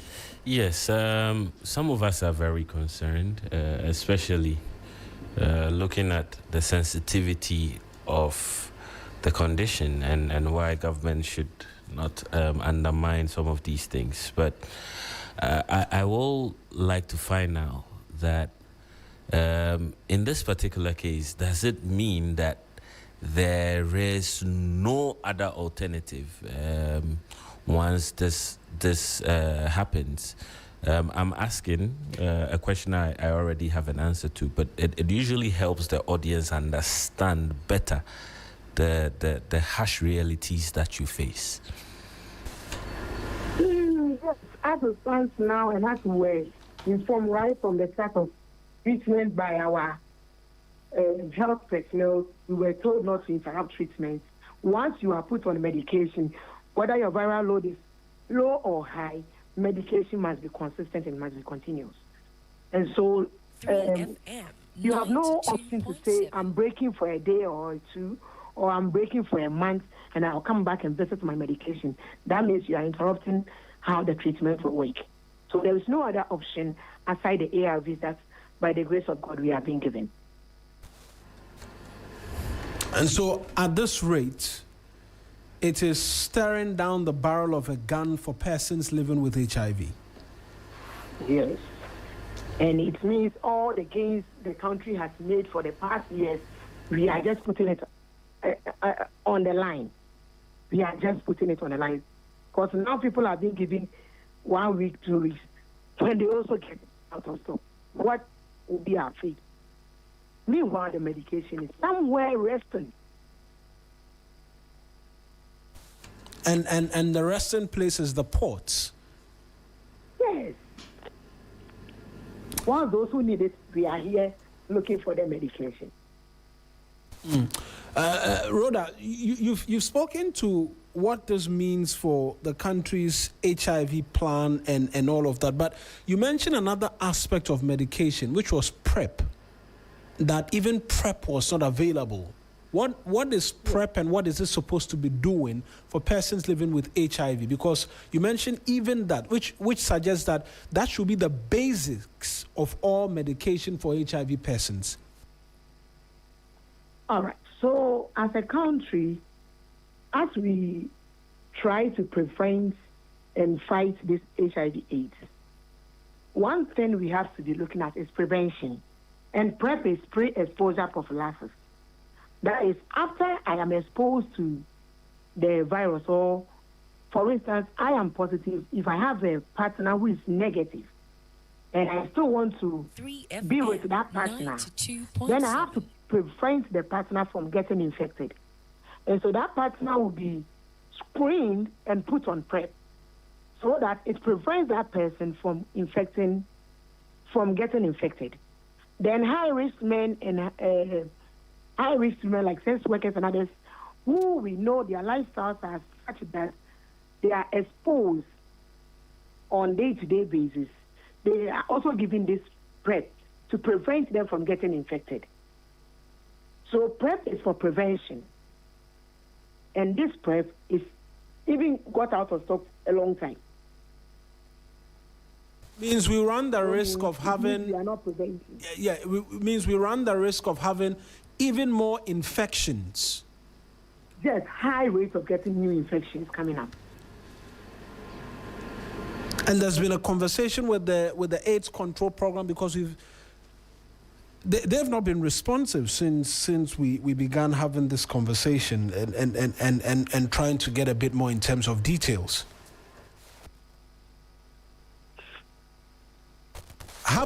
Is the National AIDS Control Program aware of the prevailing circumstances? They are, because we keep asking them questions, and all they tell us, they are doing their best to clear the medication. They are doing their best to clear. And it's been long since they started doing their best. It's been more than a month since they started doing their best. Right.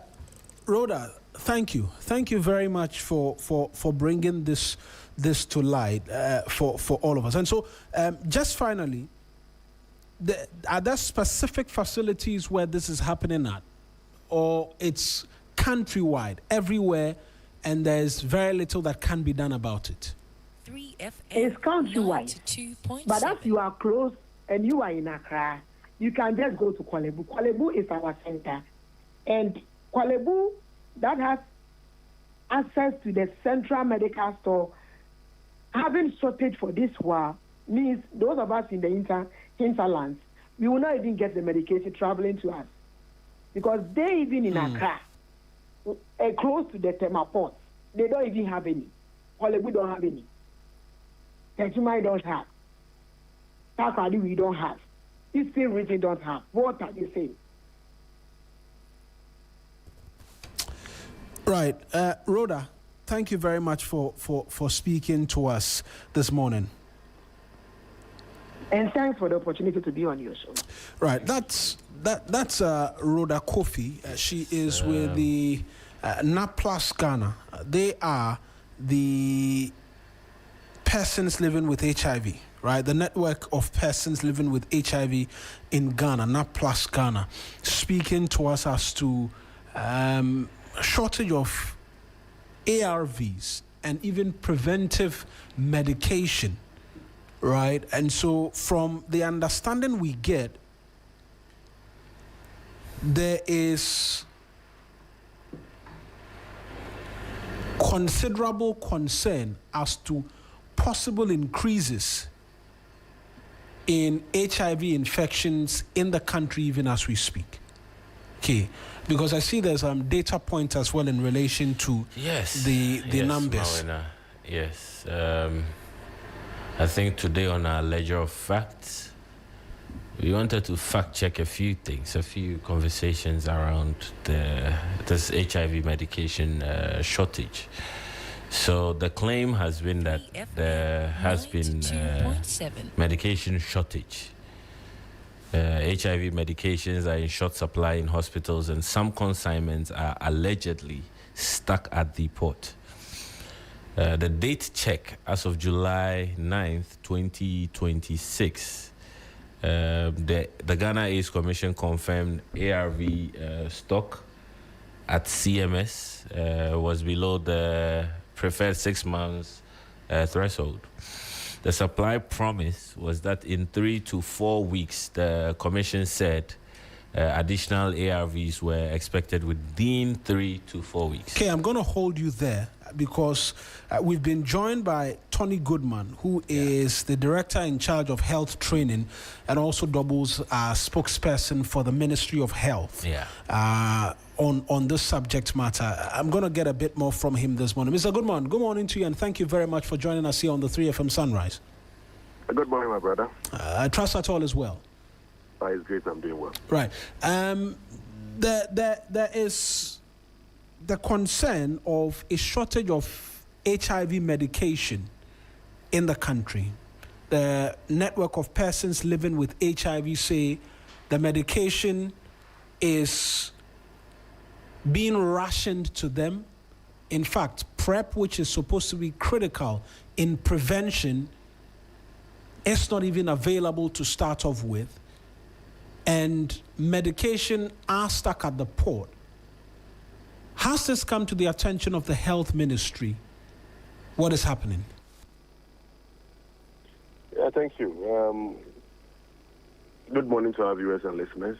As you may be aware, for some time now, Ministry of Health has prioritized the clearance of these medications from the port. And we have actually provided some medications through various means. Just last night, we were told that we have some medications that have come into the country, I think on Friday, that need to be cleared. My checks with our procurement directorate this morning reveals that they are currently working to clear this particular consignment. Meanwhile, there are other brands in town, except that the numbers are not that much. So I can assure you that we'll clear this in no time and make sure that our brothers and sisters have these medications in stock. So, I mean, the numbers we're not exactly clear with. At least I get that. But you mentioned as well that since last night there's been some cross-checks which show that indeed the claim is the case. But in terms of treatment and how important this is, it raises critical questions as to why we are allowing it run out before an intervention is coming from the relevant authorities. No, so the way it works is that you would do the procurement through the various funders, like the Global Fund and the rest. It goes through a process. It's consigned in the name of the Ministry of Health, and then it's cleared. It is that period, the period it arrives, and then the process is going through finance, waiver here and there. It's that process that delays a bit. But yes, we acknowledge that, yes, we need to have it in country before this one runs out. But we are working on that to reduce the bureaucracy so that we can have it in time. So as we speak now, the case is that the health ministry is on this and is seeking to have the medication cleared and made available to them. That's correct. I will push for possible timelines because I know somewhere early this year there were similar conversations and there was similar such assurance. 9th July somewhere, and then in April as well of this year, there were conversations surrounding clearance of medication. What is the challenge that when the medication comes, it has to go through such a long period? What is mostly the challenge? That is what I just said earlier. That has been part of the system for a very long time, until recently where the Minister Honorable Kobdaminta Kando took it upon himself to be following it up periodically and get it cleared. It's just unfortunate that this came just recently, and there is no medication, so that has drawn this public attention. But it will be worked on. It is a bureaucracy of things, the way we have to go through various processes to clear them. I'm sure that is where the problem is. In the past, you can have this at a port for about 6 months or a year. You remember the various communication regarding clearance of medicines in the past. That is a thing of the past, except this particular one. I will try as much as possible to reduce the bureaucracy so that we can have it cleared in no time. Is there a desk at the ministry purposely which takes care of this, particularly because you mentioned the bureaucracy involved? Yes, you know, the Honorable Minister for Health, Honorable Codjoe Mintakando, created a desk, if you remember, in dealing with these consignments, that before you consign any item in the name of the Ministry of Health, get the desk informed so that they can liaise with the procurement directorate to clear it for you. But because we've done this for a very long time, we continue to just consign without informing that desk. So by the time you pick it up, it's already at the port, but we will not apportion blame. We'll make sure that we streamline things and get it cleared, and we'll have this going forward. The National AIDS Control Program is supposed to be playing some role. Are they a part of the value chain in having this cleared and taken care of? Do you know? Yes, there are some documentation you need to do. Then it goes to them, comes back to the ministry, goes to Ghana Health Service, back to the Ministry of Finance, back to the ministry before going to the port. So the documentation process, they are part of it. They are aware these things are coming. You know, the control program is under Ghana Health Service, so they are part of the system.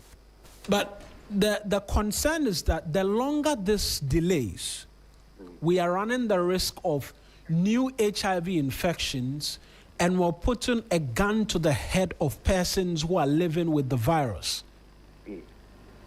Is the health ministry concerned about this? Because in the last year or two, there have been reports by the AIDS Commission that infections are increasing. You've attributed to us this morning that in the past there have been 6 months and whatnot delays, which, if I'm to make a fair inference, we can point to the fact that there are no prevention medications, and persons who are living with the virus as well are not getting the needed medication as well, and you can draw a direct correlation. So it raises the question, why are we allowing it to continue again when we know it has a direct correlation with increase in infection and possible deaths as a result of the virus? I doubt if we can make that direct correlation, but if you are living with it, there are some responsibility also placed on you to live some particular lifestyle. But my brother, I think we will work on it. We'll make sure that we clear these commodities. But the correlation is not there. Right, fair enough that there's no correlation. I mean that's why I said it's a fair inference I'm going to make. I'm not going to sit here and scientifically just or just make claims. I was just speaking in terms of inferences because of prep as well being a part of it, and PrEP is very important in terms of prevention. So what are the timelines if the health ministry says they are going to be working on this? Are there timelines to which persons living with HIV who are listening right now, who are going to Kolebu and other health facilities and outside of the capital, that, okay, the ministry says by this date, when we go to the facilities, we will get our medication? So, yes, that will come out soon. We have arranged a meeting with them. I called them not too long ago. Immediately we saw the press release. We are also, the minister has invited various stakeholders involved in this matter for us to quickly deal with it. So immediately that is done, we'll issue a statement communicating the details and what has been done. Right. And so you're in communication directly with them, and you're seeking to provide the necessary assurance as well to them directly. I just spoke to the president this morning, who is in Aklau. The secretary is also in the Western region, so we agreed to have some Zoom meetings since they are far away from town. Right. And so soon enough, that's the assurance. Because, I mean, for us here on radio, our concern is how soon the medication is cleared and how soon it can get to persons living with HIV. have faith in the leadership of the ministry, and I can tell you that very soon it will be cleared, and this will be communicated. Right then, Mr. Goodman, we'll leave it here. I'm sure we'll come to you again in the course of the week to get an update as to what the situation is. Thank you. I'm grateful. Thank you as well. That's Tony Goodman. He is the Director of Health Training Institute at the at the Ministry of Health, and also doubles as the spokesperson of the Health Ministry, speaking to us. Okay, you were walking us through some numbers even before Mr. Goodman joined us. Before we even go back to the numbers, I think patients are not looking for another assurance this morning, because they received that assurance on the 9th of July. They were told that more commodities should arrive within 3 to 4 weeks. The period has passed. So it's important that the ministry gives us accountability, not another promise. Where are the drugs? If they are at the port, why are they there?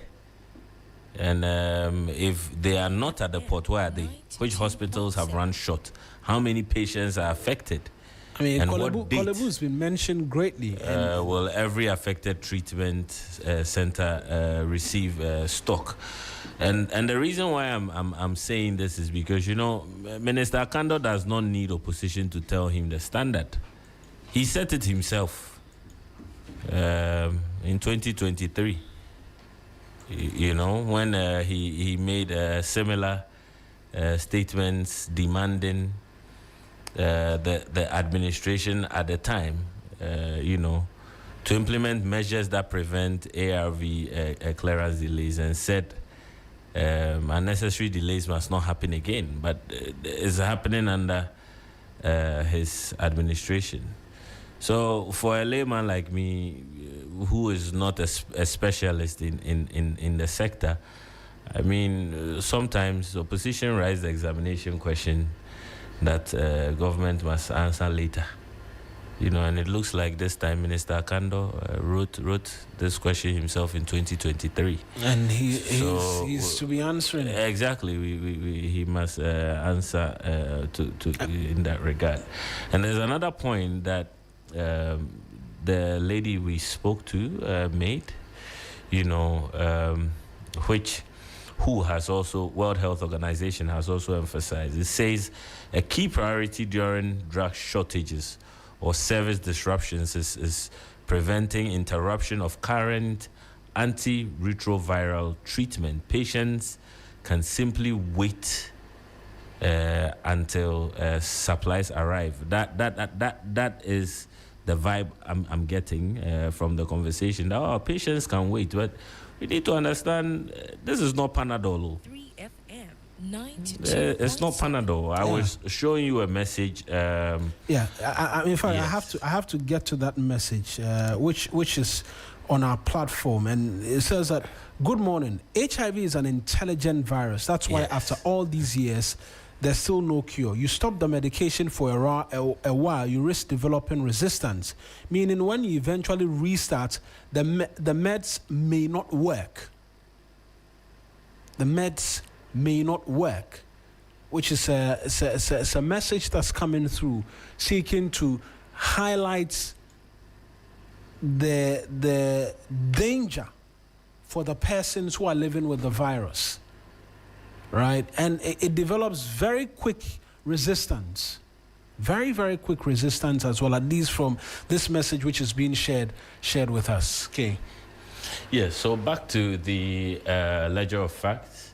I think we were at the part where we mentioned the supply promise. It was 3 to 4 weeks, which has elapsed, and the deadline expired. The 3 to 4 week window expired around 30th July to 6th August 2026. So if we look at the population at risk, we are looking at 337,435. Ghana AIDS Commission estimates that number of people are living with HIV in Ghana If we look at the new infections as of 2025, that's 13,951 new infections in 2025. That's about 38 new infections every day. And then the treatment cascade. Ghana's treatment cascade is still at 70 to 81 to 92, still short of the global 95 target. I was trying to find out what this treatment cascade really meant, and it says, think of HIV cascade as 3 donors. Door 1, do you know your status? Ghana gets about 70 out of 100 people through that door. Door 2, once diagnosed, are you on medicine? We lose more people there. Door 3, once you are taking the medicine, has the virus been suppressed? So Ghana performs much better there at about 92%. So when ARVs become unavailable, government we're shutting the door pretty much. Government is threatening the very part of the system that is currently working best. So why it matters? Because it continues to save lives. Patient warning, do not ration. Patients should not ration, change, share or stop medication on their own. And then we look at the port history, over $40 million in HIV, TB, and malaria commodities were stuck at Tema Port amid tax and clearance disputes. This was a 2023 to 2024 crisis. Current port claim, unconfirmed details. Government must confirm which consignment arrival date, quantity, and why it has not been cleared. And what must be shared? 7 key answers. We need to identify the consignment, arrival quantity, importer, reason for delay, and who is responsible for the release date. The testing kit risk as well. There is a shortage in that as well. And that should also be dealt with. If you can test, how would you know? And then the funding reality is more than 70% donor funded. But Garnet says external partners finance over 70% of HIV commodities, diagnostics, and prevention. And the National Fund not capitalized as well. We have the National HIV and AIDS Fund Act even, which still lacks a dedicated, continuously funded revenue stream. So the bottom line, accountability, not excuses. And I think that the hard conclusion is that Ghana warned in July, a replenishment timetable was given. The timetable has passed, patients are suffering, and if the medications are still sitting at the port, the problem is not the scarcity, it is state failure. So that is it for the Ledger of Facts today. And appreciate these extra details that you bring onto the conversation. It's going to take us on to our very first break here on the bulletin, but let us know what you think. It's fast becoming a recurring conversation within the media landscape where persons living with the virus will raise the concern, and then the health ministry comes through to make an intervention, and then it goes quiet, then it returns again, and all of that. I mean, I would suppose that once a health or a desk is created purposely to facilitate the clearance of this medication, and remember, we do not pay for them, right? It comes free of charge. All we have to do is clear and get them in. And I mean, if we have tax waivers for businesses and all of that, which come here, and I mean, people say all manner of things for Good tax morning to the minister. I mean, he knows waivers. This is not Panadol. I mean, this it'll be Panadol. People are living. I mean, you understand? We can't. They must feel very helpless. I mean, we what can't kind go of back country and are forth we? on What kind of this. country are we? Even if you have money, you can't go into. No, you can't. It's not medication Yes. which is sold, right? And so you can't go to like your everyday pharmacy and go and get it. And before anybody will even be somewhere and be thinking in their minds, but they went to get the virus themselves, why should we be? No, that's not it. In fact, you can contract HIV sometimes. Needles and all of that have given.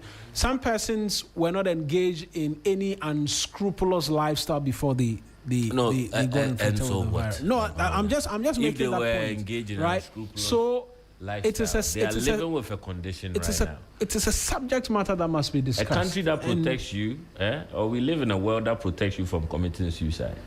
You understand? So why can't it protect you? So why can't it protect you from? Good morning, Minister. This it not be Panadol. If you do something about it. Right. We'll take this break. When we return, we're going to get into a conversation which matters to all of us, right? Because yesterday there was an event held on local governance in the country with specific focus on waste management. Now, we've taken the time to pour through a bit of the research that was presented, plus some additional work that we've been doing, because we've had this waste management conversation on the front burner and wanting to tackle it and tackle certain institutions, amongst other things, which are in the value chain. So we're going to get into that, and it will just be more of a teaser of some sort as to what is planned, because there are certain hard questions that have to be asked. But stick and stay with us. Let's go for this break. When we return, we'll tell you why the waste in your neighborhood is not being collected. And even if it's collected, where is it going? And why do we seem to have a challenge on our hands with respect to waste management? This is a 3FM Sunrise. Stick and stay with us.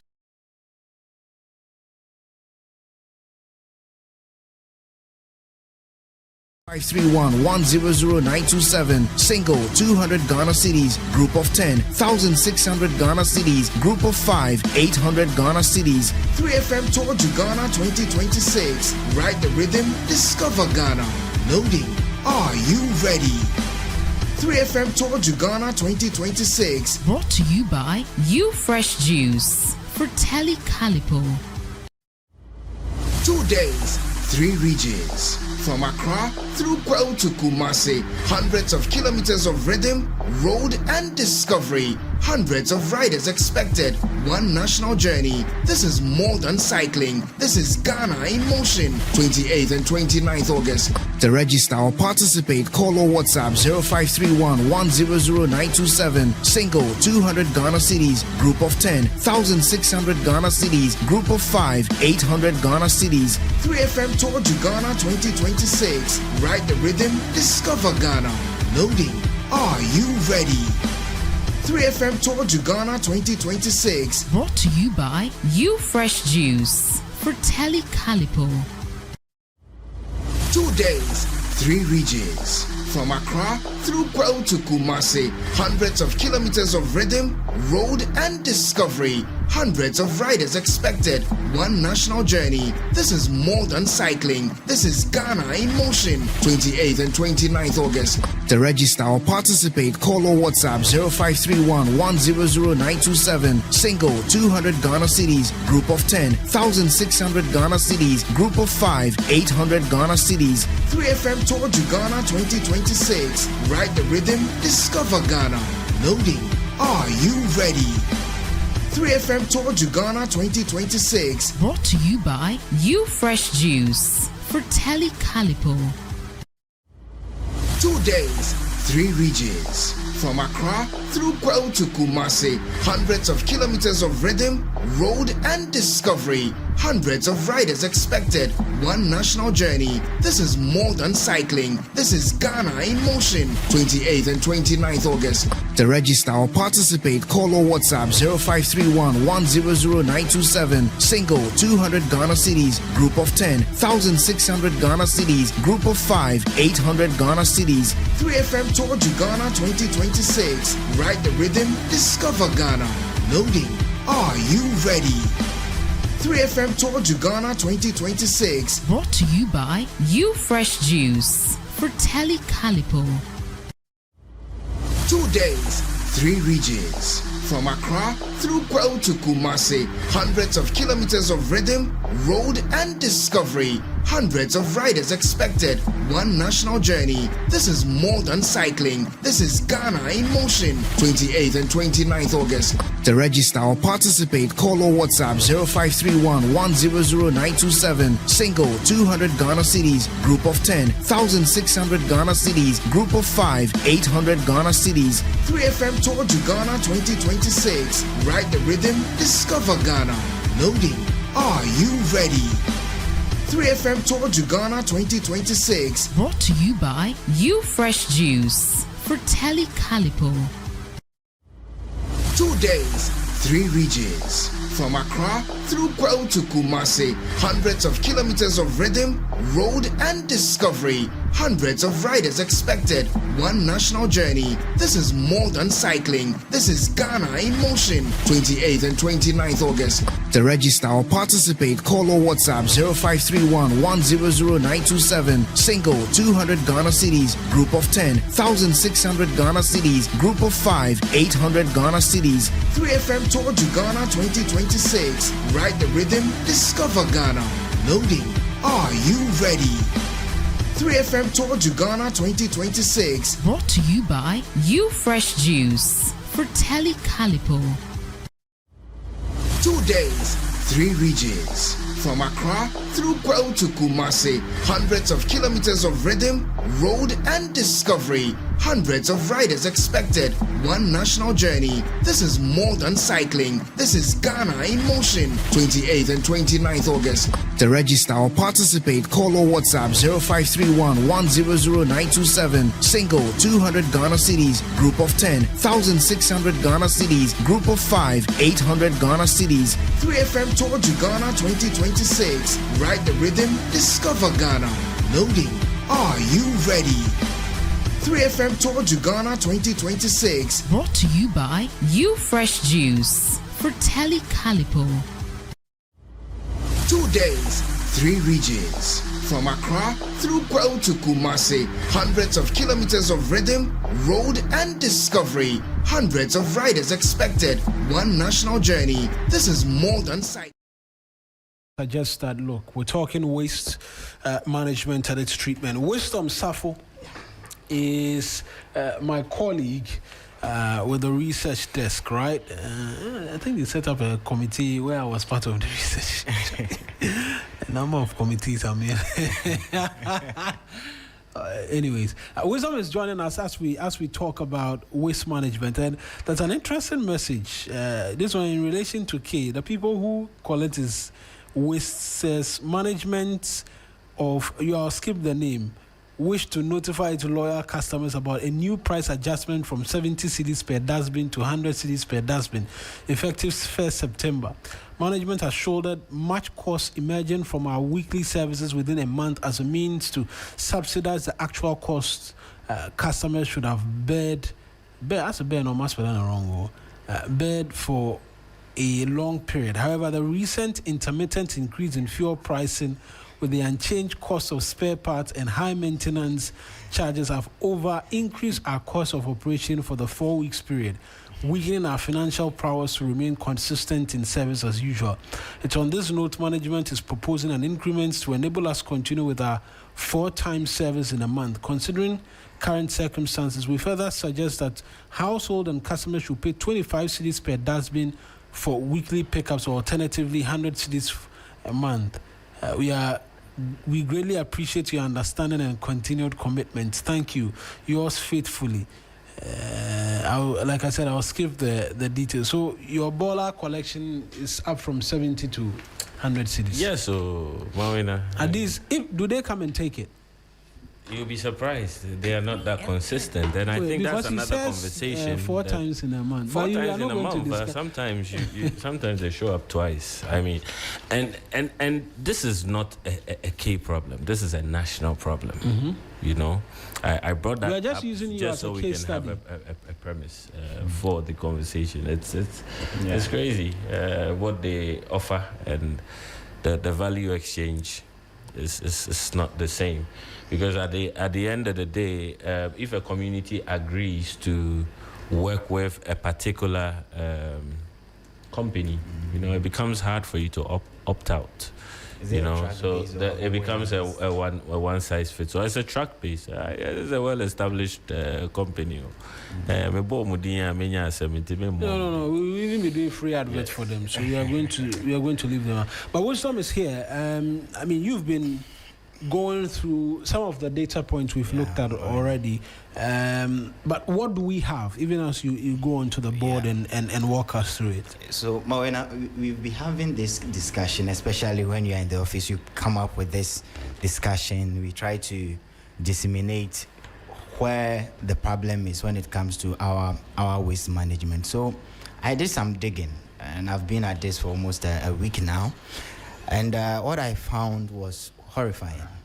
So if we continue on this trajectory, the state of our waste management is in deep peril, I must say. So let's start with the headline figures. So how much waste does Ghana produce? That's the headline figure. So we have 8 million tons a year. Someone will be asking, what does 8 million tons mean? So think of it this way. We have about 820 feet containers every day in terms of waste. So every single day, Ghana produces about 820 feet containers, shipping containers, every single day. And it's actually projected that by 2050, we'll be having or producing some 20 million tons of waste a day. That translates to about 2,020 feet shipping containers a day by 2050, if we don't manage our waste well and we keep on this trajectory. So let's also move on to the anatomy of the waste, the breakdown. What are the wastes we produce? What is the category of the waste that we produce? Let's take it in 100% form. If you have a full dustbin, right, about 54% of that dustbin, meaning more than half, a little bit more than half, will be organic or biodegradable, which means it's the food items, the one that can quickly be decayed or decomposed. That constitutes about 54% of all the waste that we produce, every household on the average. Then plastic constitutes about 16% of the waste that we produce. Then we have the 30%, which are the others, which constitute paper, glass, textiles, and others. But I want us to center on the organic component of things. Which is the things that can quickly decay, right? Yeah. There's a missing opportunity there, and that had to do with the opportunity cost. What could have been done with those organic components of the waste? It can be used for manure, for farming and all that. And there's this aspect of it which has to do with climate change, because most of this organic waste emits methane, and methane has a higher GWP, which is a global warming potential.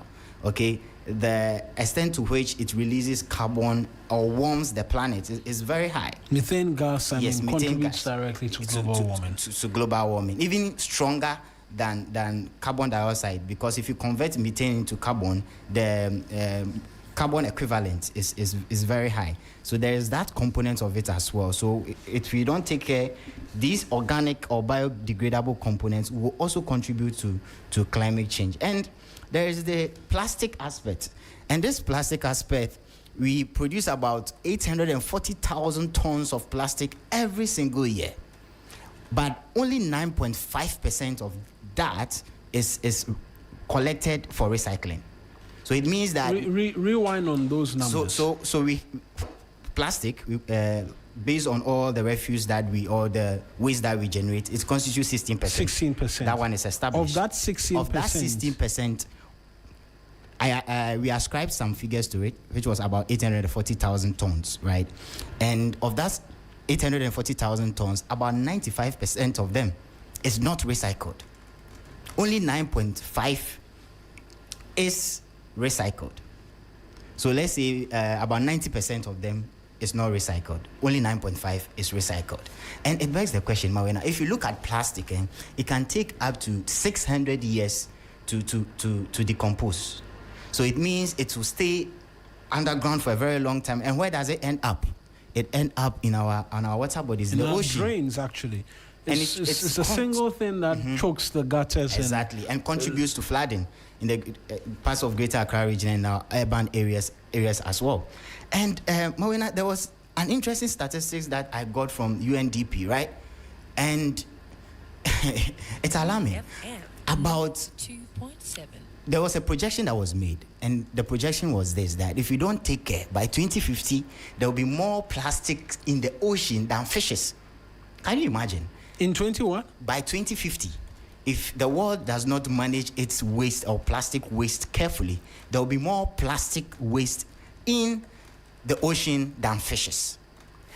That's what the statistics is saying. And Mawuena, I don't know whether you've been to Jamestown, you've been to the shores or the beaches that we have in the country. It's very horrible, because when it rains, all the channels, the drains, because they are filled with plastic, the final ending place is the ocean.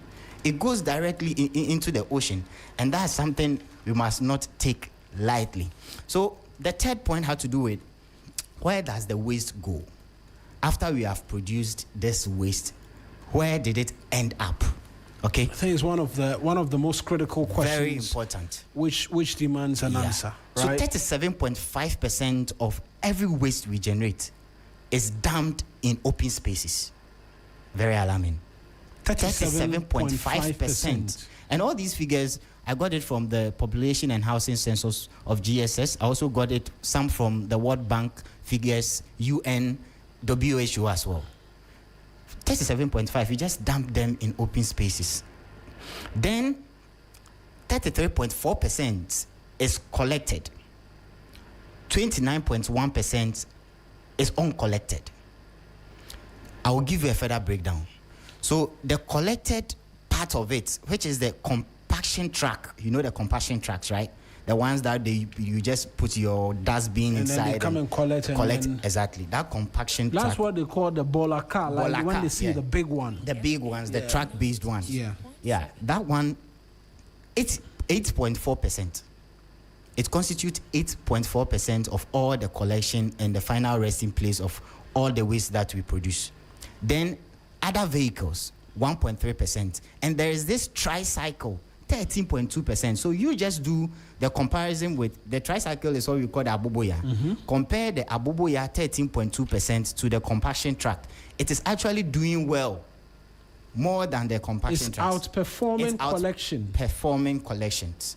Then we have the central container. You know the central container. If you've been to this public spaces, there's this big container which it's a metal container. So if you a proper bolaka, but it is stationary, right? And it is not on any trailer.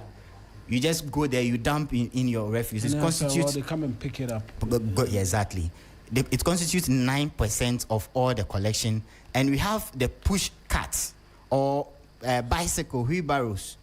Okay, 1.6%. But the most or the highest is still the public open space dumping. That is 37.5%. So meaning there is a gap. Something is wrong somewhere. Why are we dumping our refuse in open spaces?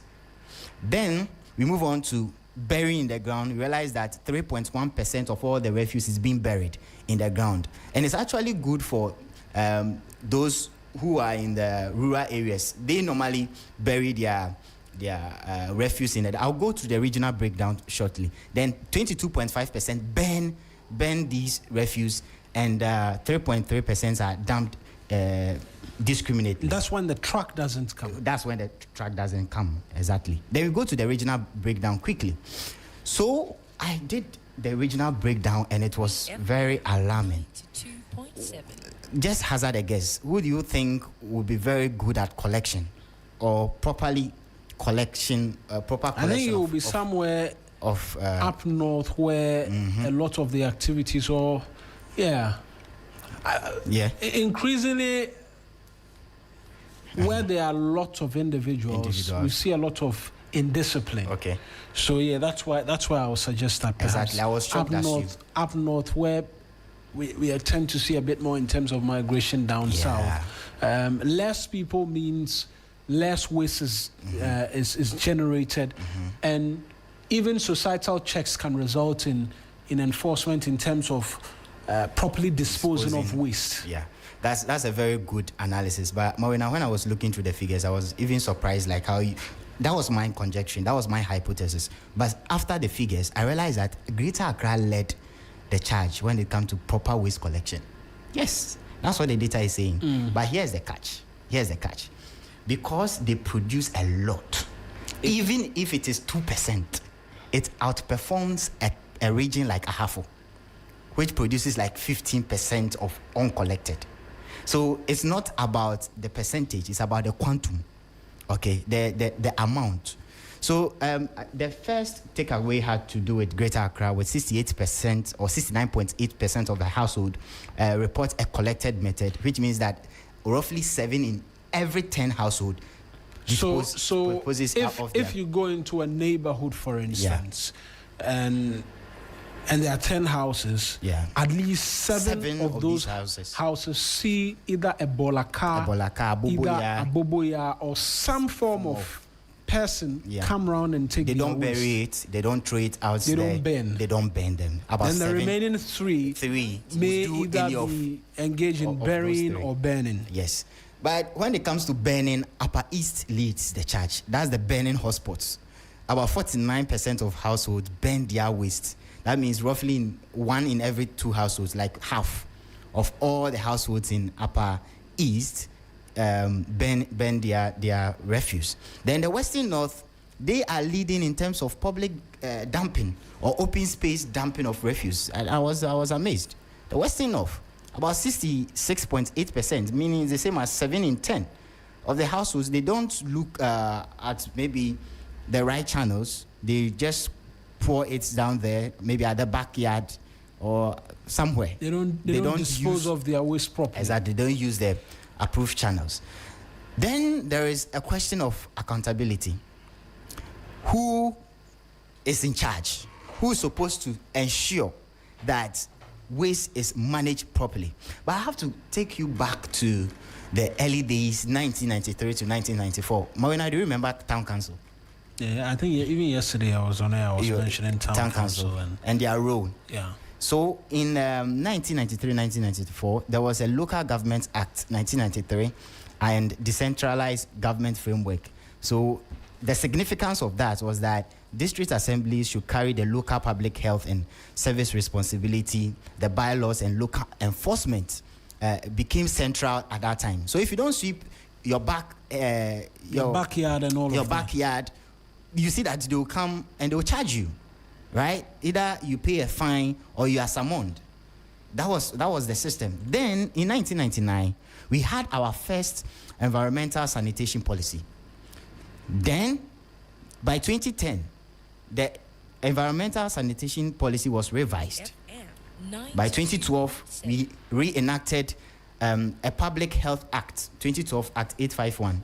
Then by 2016, we also brought the Local Government Act 2016 to replace the local government framework. So the town council system was made less powerful in 2016 when this new Local Government Act 2016 Act 936 came to replace the old Local Government Act 1993. It placed the onus on the district assemblies now, not the local council. Then by 2017, we created the Ministry of Sanitation and Water, and they were tasked with, they consolidated all the powers.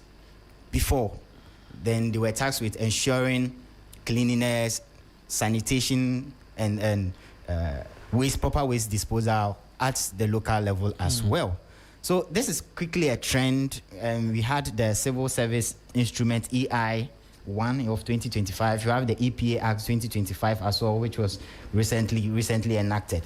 But there is an accountability change, and the problem is that there's no centralized body you can point to that our waste has not been collected, so you are in charge. You are supposed to. This one will tell you should have gone here. The other one also points figures as these people. So it was this blame game. There's always that continue to go around. Nobody taking responsibility. No accountability. Pointing fingers in the opposite direction. So there is the central government, which is the ministry responsible for local government.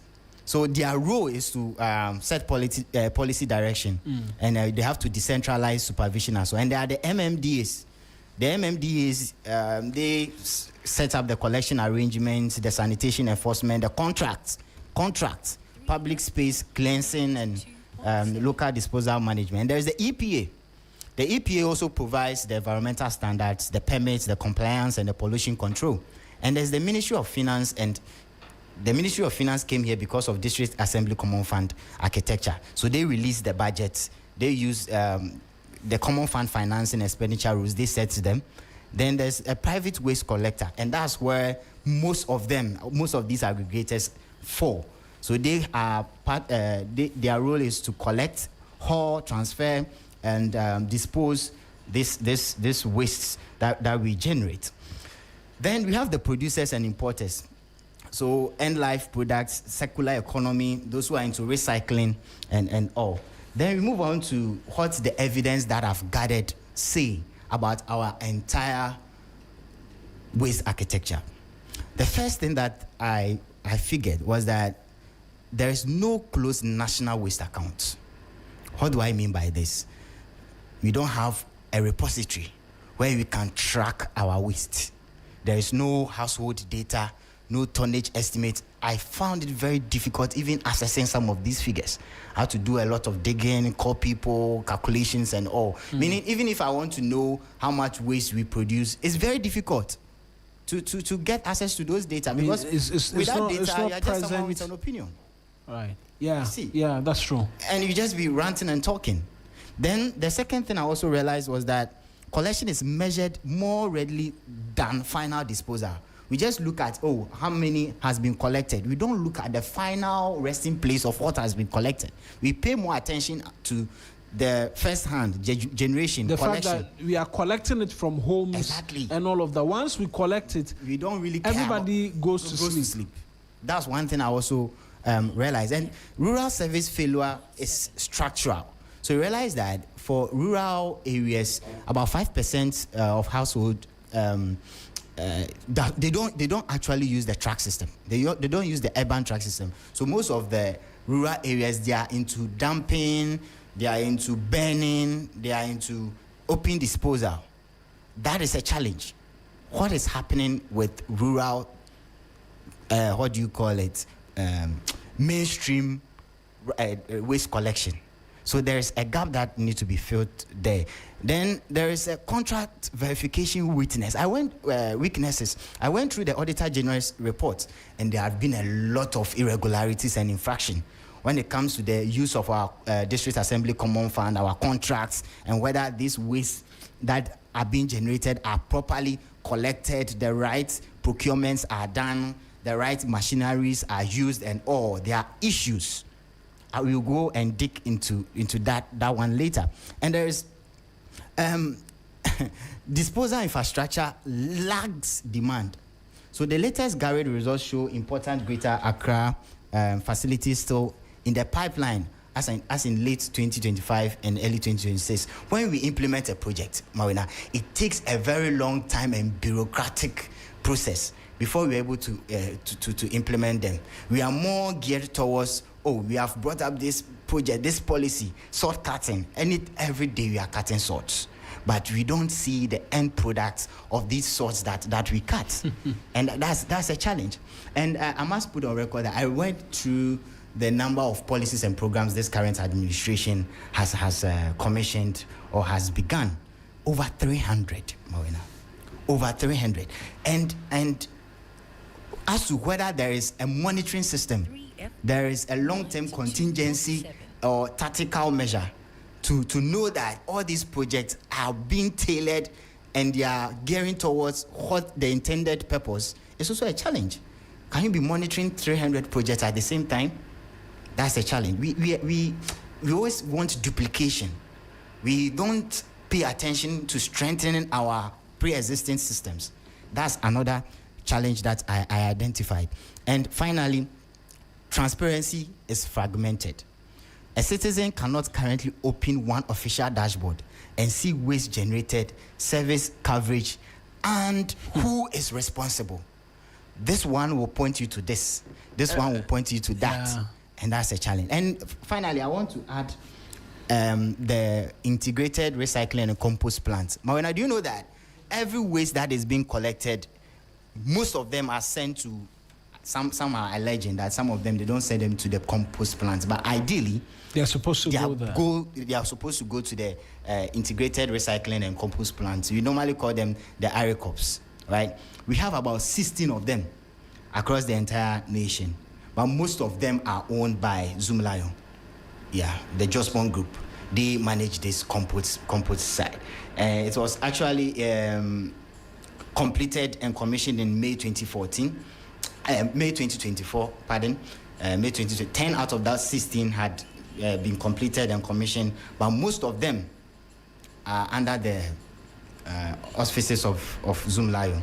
They are managing those compost sites. But I went further to look at the best practices across Africa that Ghana could adopt, because there are issues that need to be solved. So I digged into our neighbors, how they are solving their issues, the best practices and best reviews.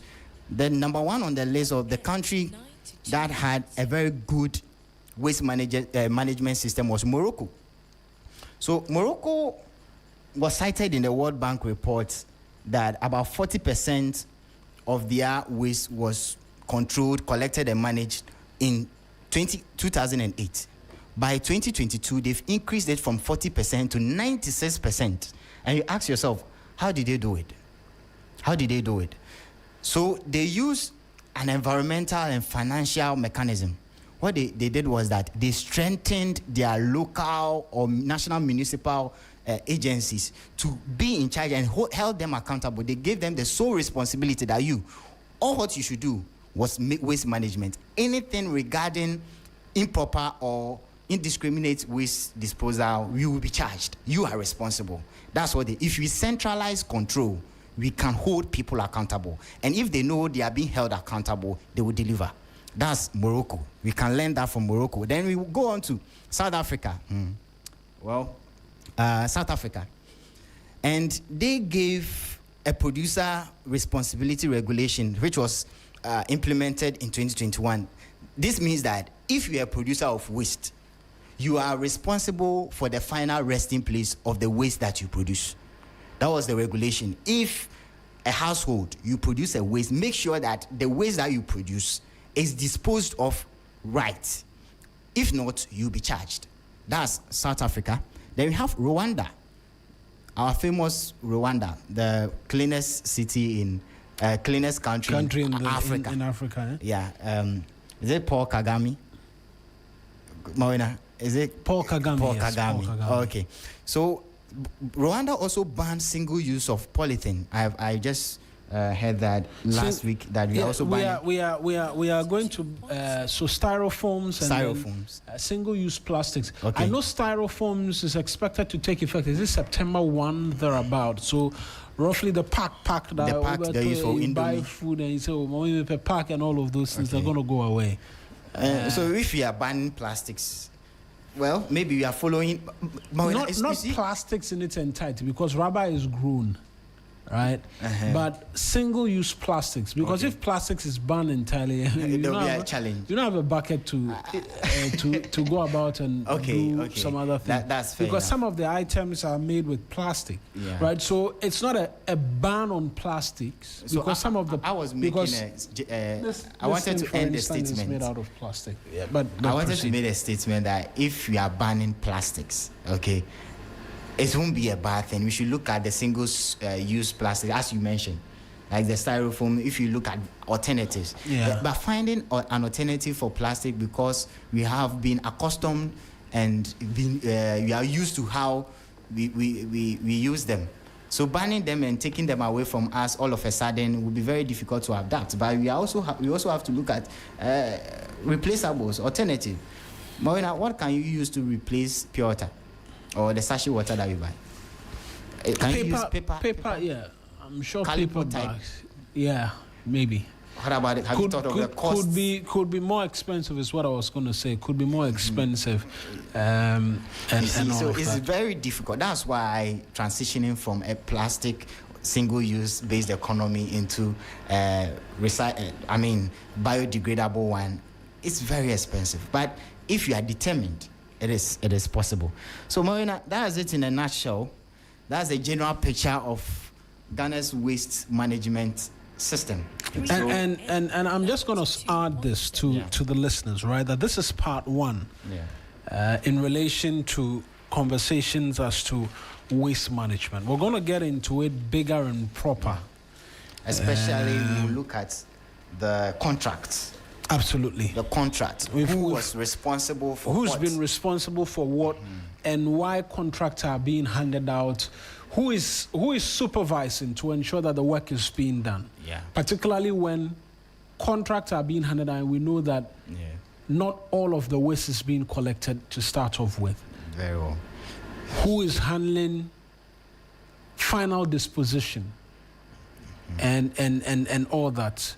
Those are conversations I can assure you will have here on the show. They will be as uncomfortable as it can get, but we will have them, and certain questions ought to be asked in relation to it. But Wisdom, thank you. We'll return to the subject matter again for you here on the 3FM Sunrise.